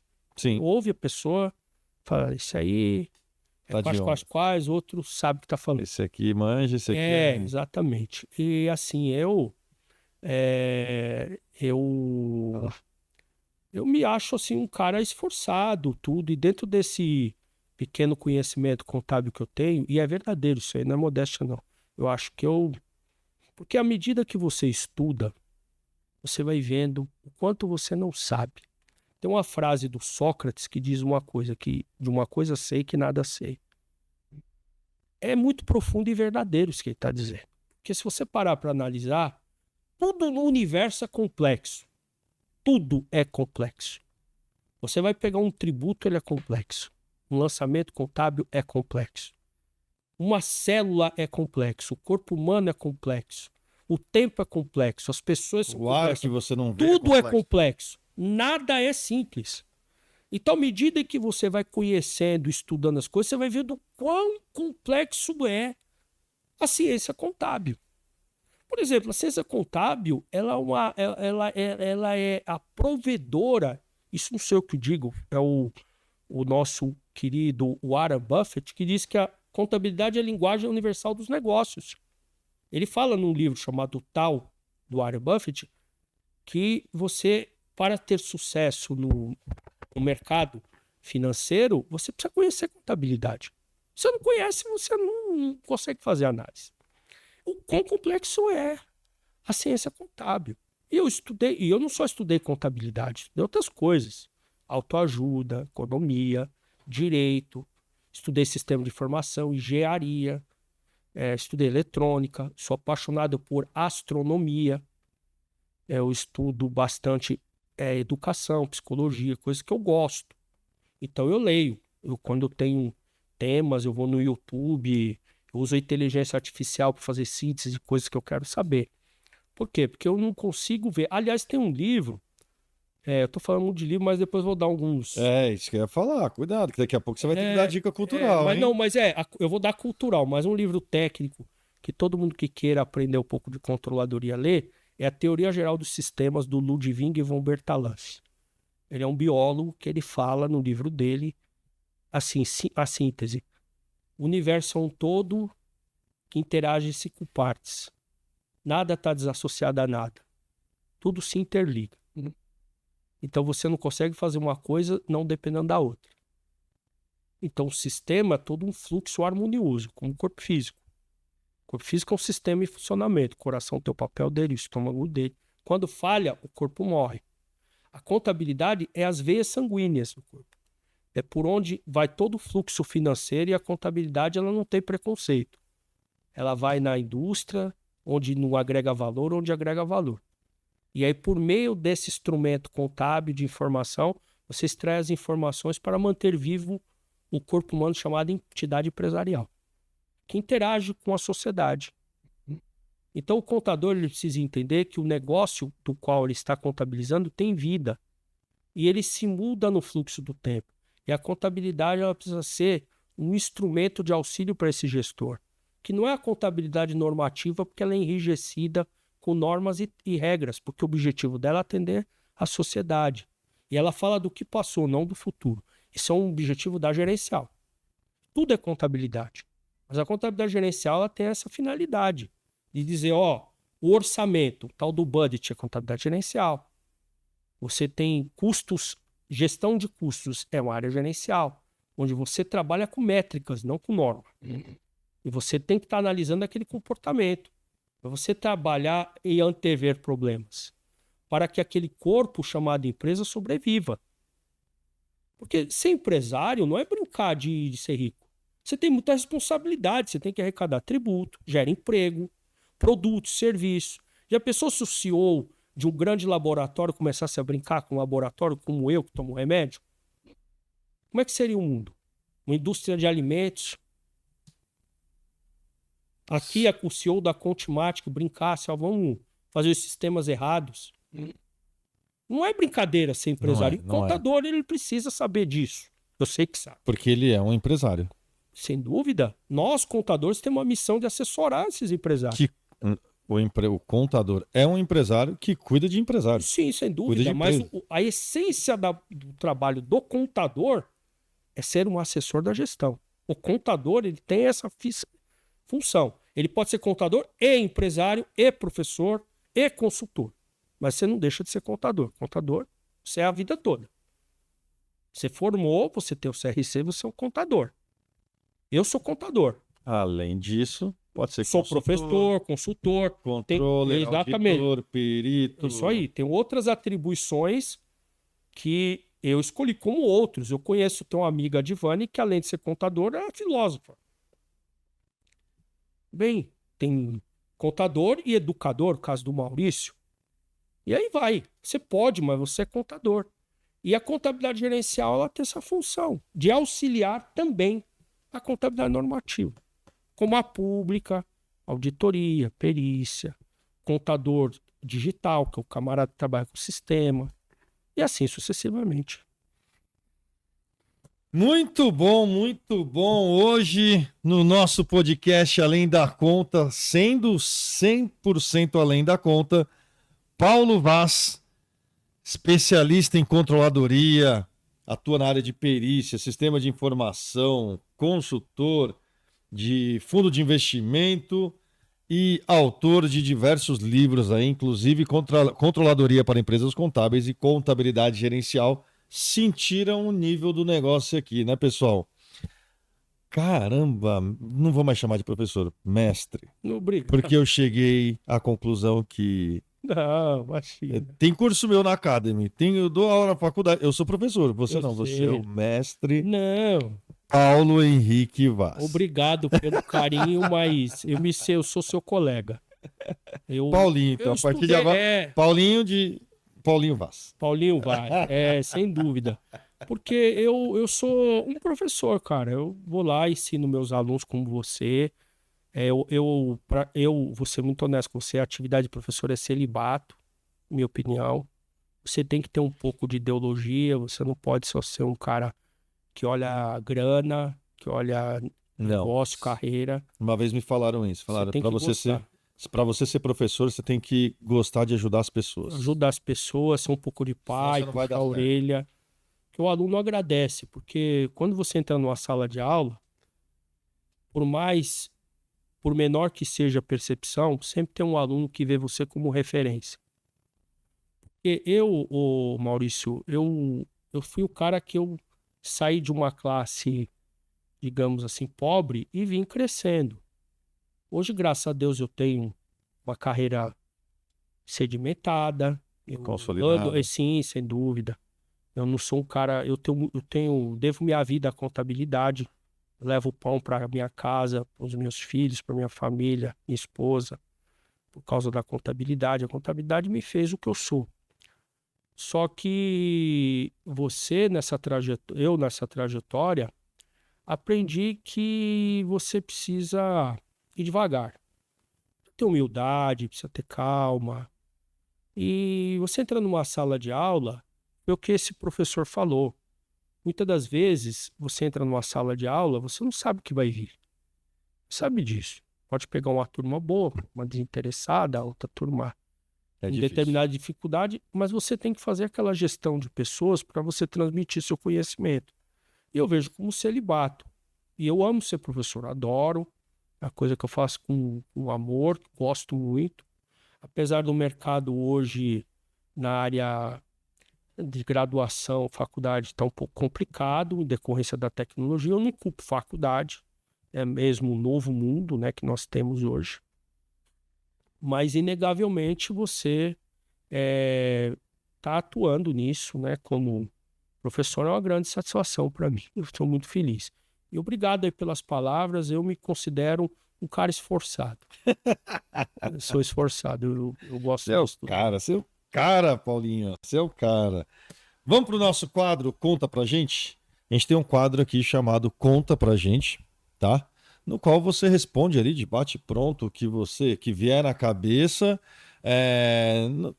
Se for direto, ótimo, mas se você quiser falar algumas frases aí e tal, Tá bom. resumindo, pode ser também. O importante é a gente levar o seu conhecimento pra galera, tá bom? E pro quadro Conta Pra Gente, eu vou começar com você aqui, pedindo para você 5 personalidades que você falou que tem aí. Eu quero que você divulgue para a galera quem são as 5 personalidades que te inspiram.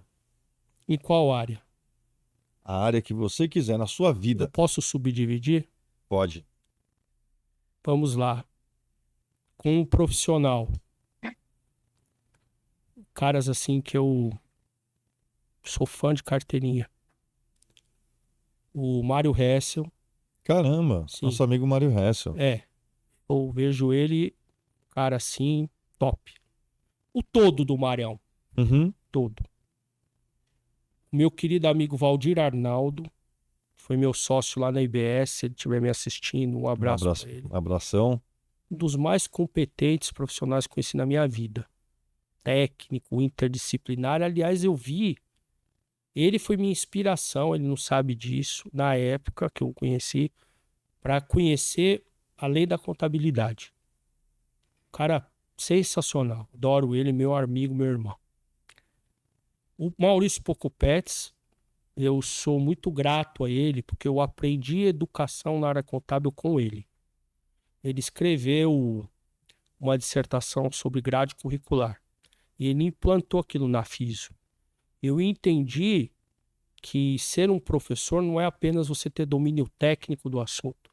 É todo um conjunto operacional que você precisa ter de competências para ser um bom professor. E eu aprendi com ele lá nos núcleos que nós desenvolvemos na FISO.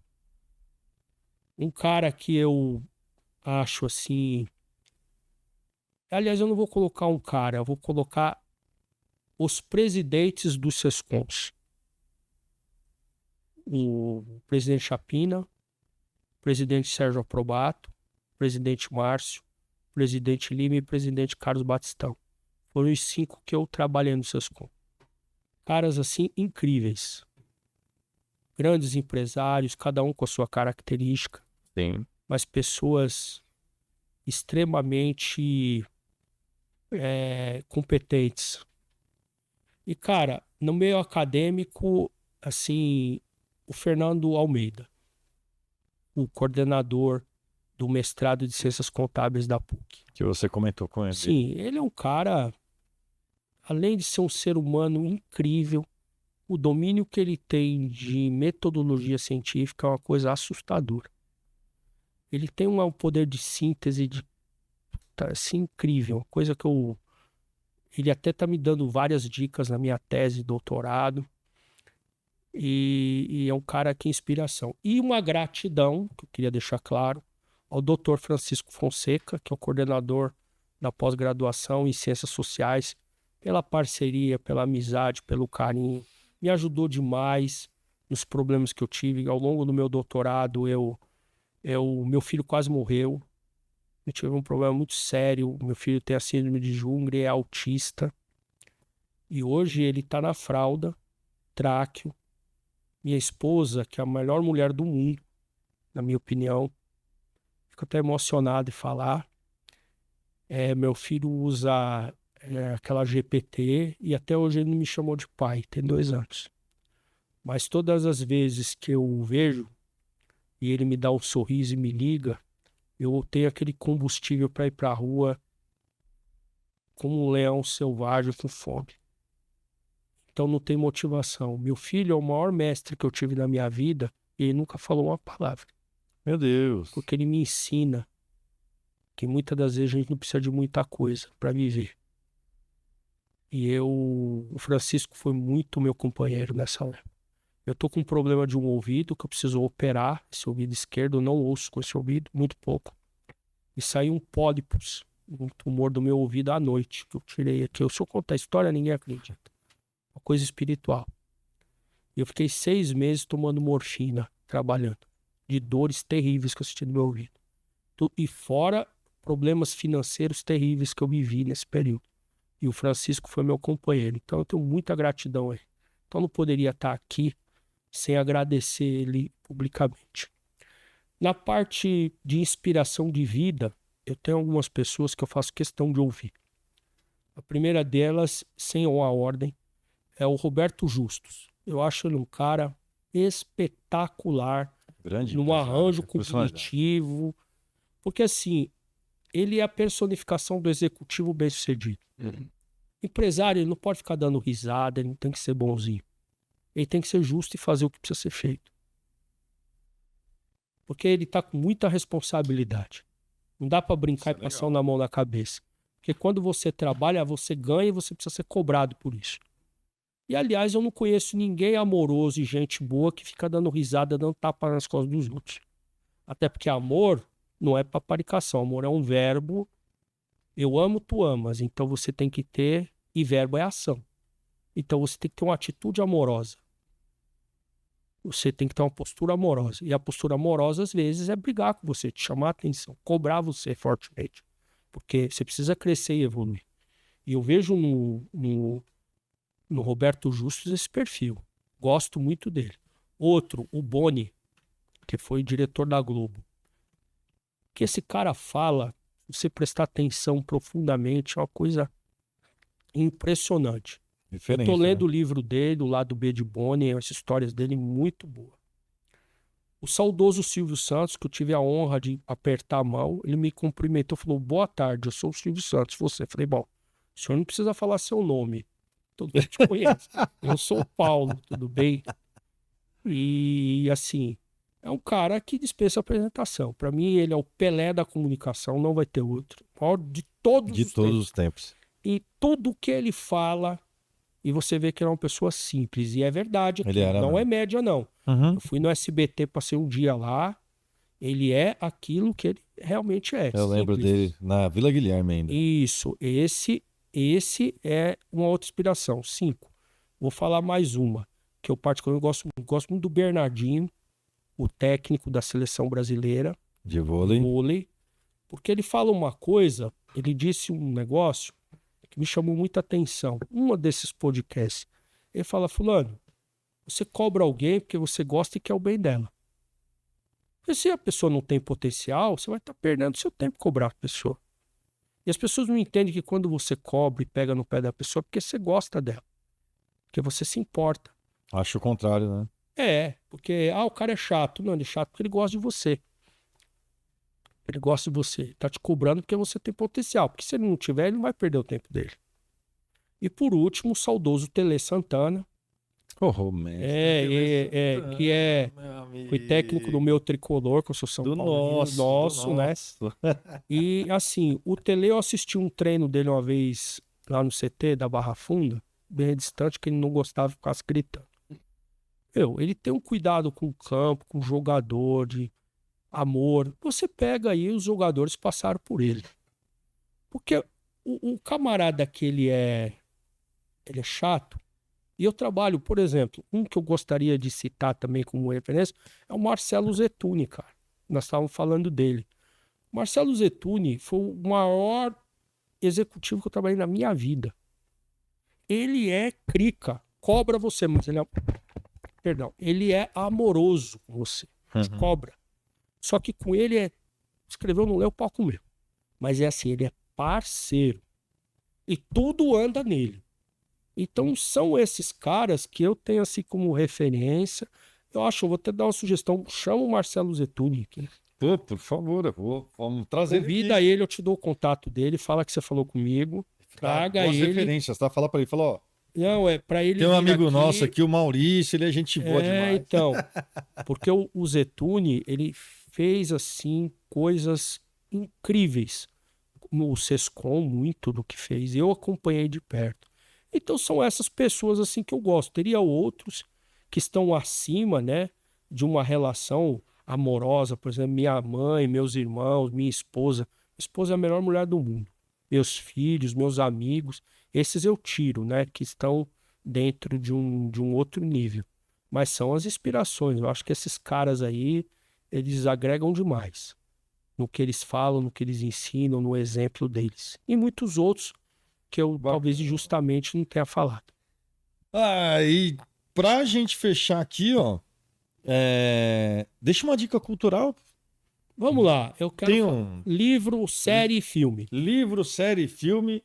Eu já tinha combinado com você antes dessa dica cultural, você falou que vai entregar um de cada, né? Vamos lá, um livro que eu digo para todos que gostam de negócio é Os Manuscritos Originais do Napoleão Hill. É um livro de 800 páginas que conta os 12 passos. Napoleão Hill, ele foi um autor que escreveu a teoria da prosperidade americana. Eu li todos os livros dele. Todos. E quem passou essas dicas foi o Andrew Carnegie. Tem até um instituto. Tem até um instituto dele, né? O Instituto Napoleão Hill. Olha, é o que há de melhor nessa parte. Todos esses coach, essa galera aí, fala, é tudo ensinamento dele. Ele é o pai, ou um dos pais, para não ser injusto, dessa. Eu fiquei encantado. Li o livro dele, adorei. É um livro técnico, eu gostaria de falar. Análise Avançada de Balanço, do professor Eliseu Martins. Esse livro eu disse para o Eliseu, falei para ele. Meu professor, esse para mim é um dos maiores livros de contabilidade do mundo. Não é do Brasil, não. É mundo. É o Case Abdul. A visão que ele tem de análise, eu nunca vi nada igual. Nunca vi. E olha que é um assunto que eu gosto e leio. Assim, análise avançada de balanço, do Eliseu e mais 2 colegas que eu não me lembro o nome. Que a história desse livro é o seguinte: eles fizeram uma disciplina na USP, da qual o professor Eliseu era o coordenador, e eles decidiram gravar todo o pensamento discutido e colocar no papel. Olha, Maurício, é um estado da arte. Tem o FIPECAF também, né, que tudo bem, o livro normativo, manual, contabilidade gerencial do Kaplan, tem vários que eu poderia citar. Mas esse daí é best-seller. Eu Sim. dou a dica para vocês, se vocês quiserem aprender análise, lê esse livro. Análise avançada de balanço. Série, gente, é uma coisa muito pessoal, mas tem uma que mexeu muito comigo do lado profissional. Uhum. Gigantes da Indústria, do History Channel.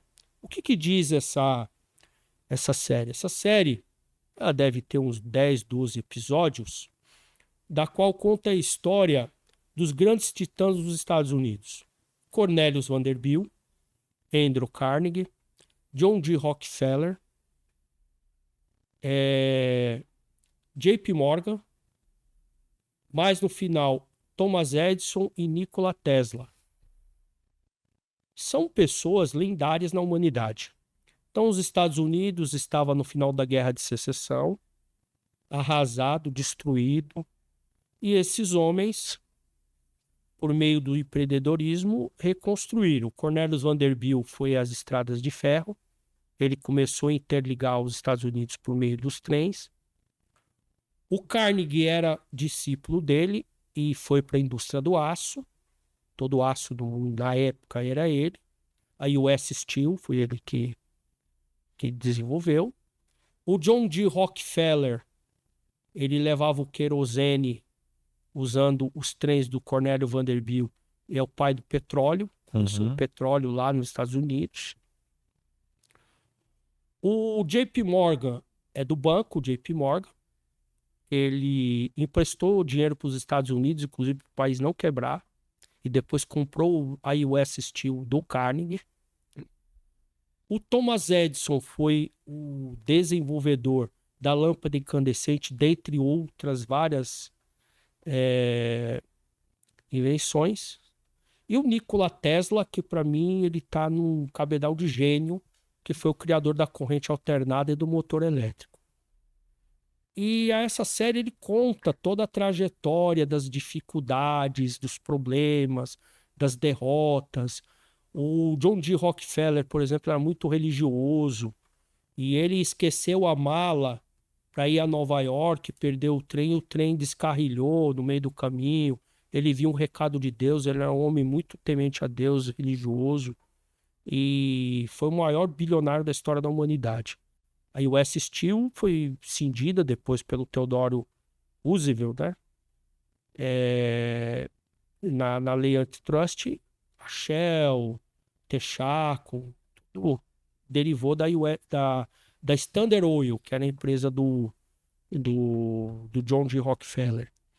O Tesla, ele... O professor, ele dá a dica cultural e ele já dá um spoiler também. Não, e o Tesla, o Nikola Tesla é a corrente alternada, ele mudou a história. E você sabe que ele é tão iluminado que ele pegou as patentes de todas as dele, rasgou e falou: isso que fique de presente para a humanidade. Meu Deus! O nível do cara. O Nikola Tesla desenvolveu a corrente alternada e graças a ele nós conseguimos transmitir energia elétrica. O nível de genialidade desses caras. Os gigantes da indústria. E gigantes da indústria. E 2 episódios que aconteceu, depois vocês vão ver lá, tem muita coisa que aconteceu. Mas duas coisas marcantes. Vai dar todo spoiler pra gente. Não, mas tem 2 coisas legais. Primeiro, quem conhece Nova York sabe que tem o Carnegie Hall. Sim. E foi do Andrew Carnegie que construiu. E no dia da inauguração, todos os milionários foram convidados para a festa e eles contrataram o Piotr Tchaikovsky para tocar para eles. Meu Deus. Você vai ver um nível da apresentação, né? E por fim, uma frase que marcou para minha vida. De um país arrasado e destruído, esses homens, pela sua bravura, dá até arrepio falar, pela sua bravura e determinação, reconstruíram a nação. E esta nação, de destruída e falida, é a maior nação. eles não, eles não criaram, eles a construíram. Foi trabalhado. Eles não inventaram, foi construído.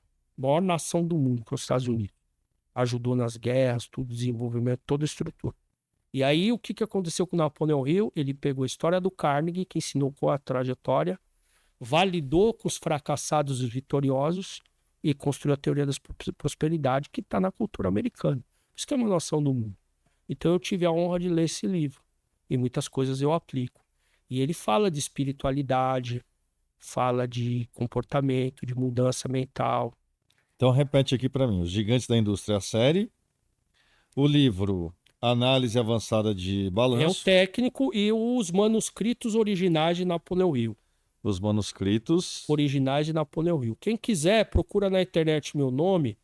Eu falei desses 2 livros na Fenacom, Dia do Livro. Procurem lá que vocês vão achar a capa dos 2 livros. E o filme, eu tenho vários filmes que eu gosto, mas 2 que mexeram muito comigo foi A Cabana.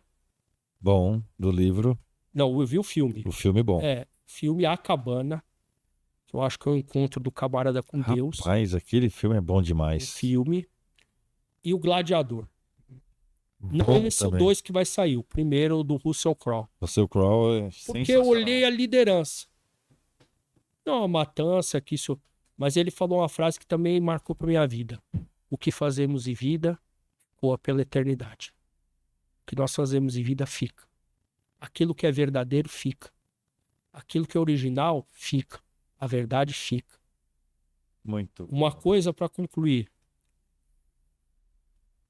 A luz nunca será ofuscada pela escuridão. O calor nunca pelo frio. Então o segredo de nós sermos felizes é ter o amor nos nossos corações, porque a presença de Deus dentro da gente. E nada há de assustar a gente nessa trajetória da vida. Eu passei por muitas dificuldades, muitas que eu achei que eu ia ser derrotado, mas eu aprendi que quando a gente tem fé no coração e confiança em Deus, por mais que a gente esteja na situação difícil, nós vamos conseguir passar. E é isso que nos faz ficar de pé. É o que nos faz ficar de pé. Mestre Paulo Henrique Vaz, meu amigo, @Paulo Vaz Controller. Meu amigo, Paulinho, vou finalizar assim. Poucos vieram aqui no podcast Além da Conta e elogiaram e falaram da mãe, ter sido uma guerreira e ajudado, e ter falado do pai, do tio, de ter elogiado tanto a esposa, ter falado do filho, e você Minha fez filha tudo isso. também, que é linda, Sua esqueci filha. dela. Uma menina encantadora, tá prestando vestibular, um orgulho para todos nós. Então, assim, Meus amigos, que eu tenho gratidão, os presidentes dos SESCONs, eu não tenho palavras. ao Sérgio Contente. Isso é mito, Eu mito. falei Helenda, eu coloquei, deixei o Mário Hessel como uma inspiração para mim. Porque assim, o Maurício, nós temos que ter gratidão. Honrar quem nos honra, né? A gente tem que agradecer as pessoas que nos ajudaram. Ninguém constrói uma história, uma vida, constrói uma carreira sem a ajuda das pessoas.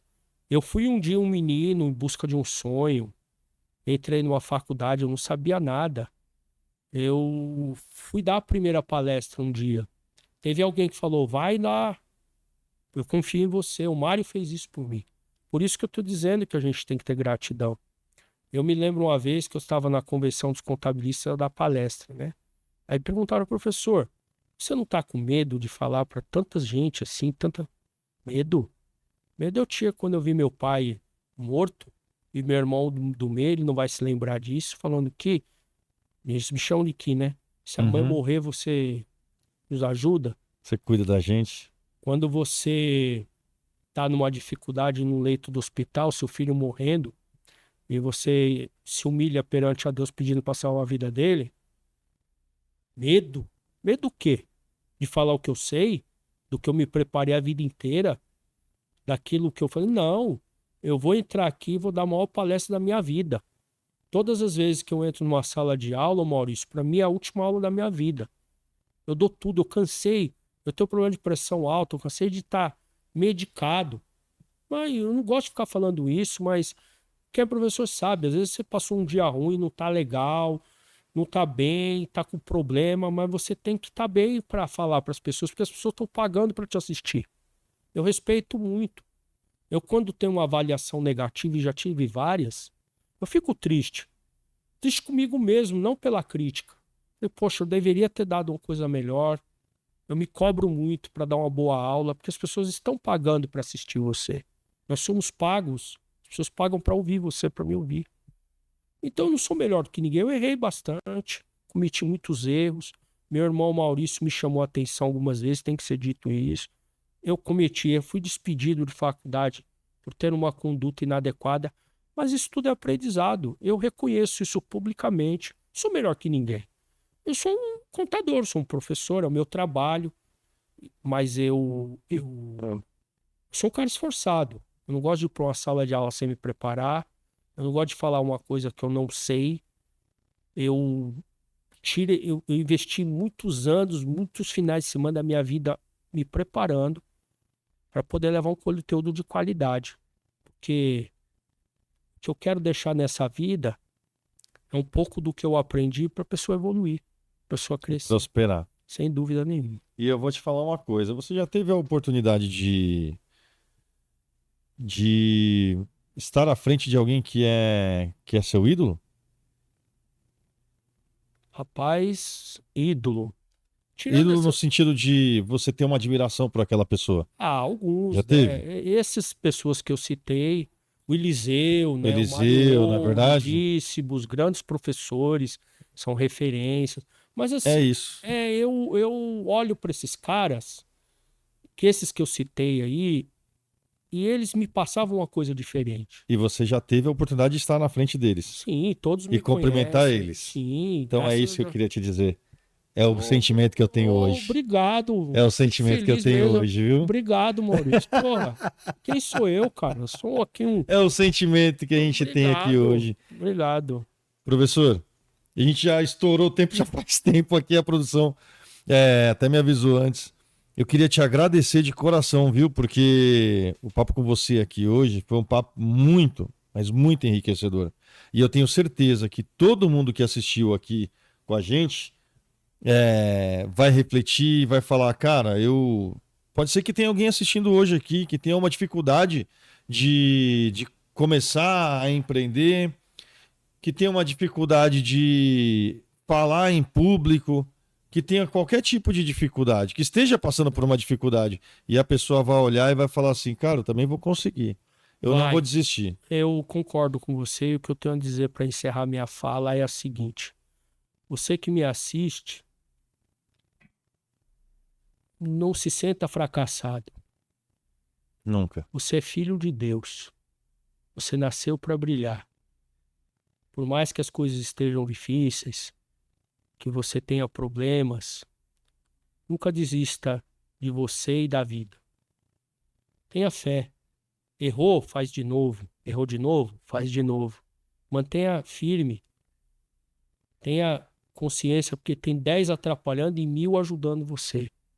Lembre-se, o Pai que está no céu, que é todo poderoso, Ele é provedor de tudo e de todos. E você é filho dele. E muitas das vezes, quando você estiver em desespero, converse com Deus na sua mente. Deixa seu coração chorar. Se você tem vergonha, vai num cantinho. Conversa com Deus que vai vir uma inspiração, vai vir alguém que vai iluminar seus caminhos. E o segredo da vida é a persistência. Escolha sempre a porta estreita, não a porta larga. A porta estreita é o ensinamento religioso que nos dá aquele caminho espinhoso, duro, porque esse fortalece teu espírito. Prepara você para as grandes vitórias. Eu não sou exemplo para nada, mas eu passei muitas coisas na minha vida, duras, que me fizeram crescer. E nem por isso eu desisti. Eu estou aqui, continuo trabalhando e continuarei trabalhando enquanto Deus permitir que eu esteja nesse mundo. E que Muito ele obrigado permita. a Contimatic, a honra é minha. Não pense você que eu titubeei em vir aqui, porque foi aqui que tudo começou para mim. Eu tenho muita gratidão a todos. Muito obrigado aos alunos, aos colegas, aos meus amigos que eu não citei aqui, mas amo todos vocês. E o que eu peço a Deus é que ilumine a vida de vocês e o coração de vocês. Maurício, Deus te pague, querido. Muito obrigado por tudo e obrigado pelo convite, de coração. A gente que está feliz, professor, a gente que está feliz. Senhoras e senhores, esse foi Paulo Henrique Vaz, o mestre Paulo Henrique Vaz, o Paulinho para os íntimos. Segue ele nas redes sociais, @Paulo Vaz, controller com 2 L's, tá bom? Cara, sensacional. O episódio de hoje, episódio épico. Épico 3 vezes, porque esse cara é fenômeno. Mais uma vez, muito obrigado, professor.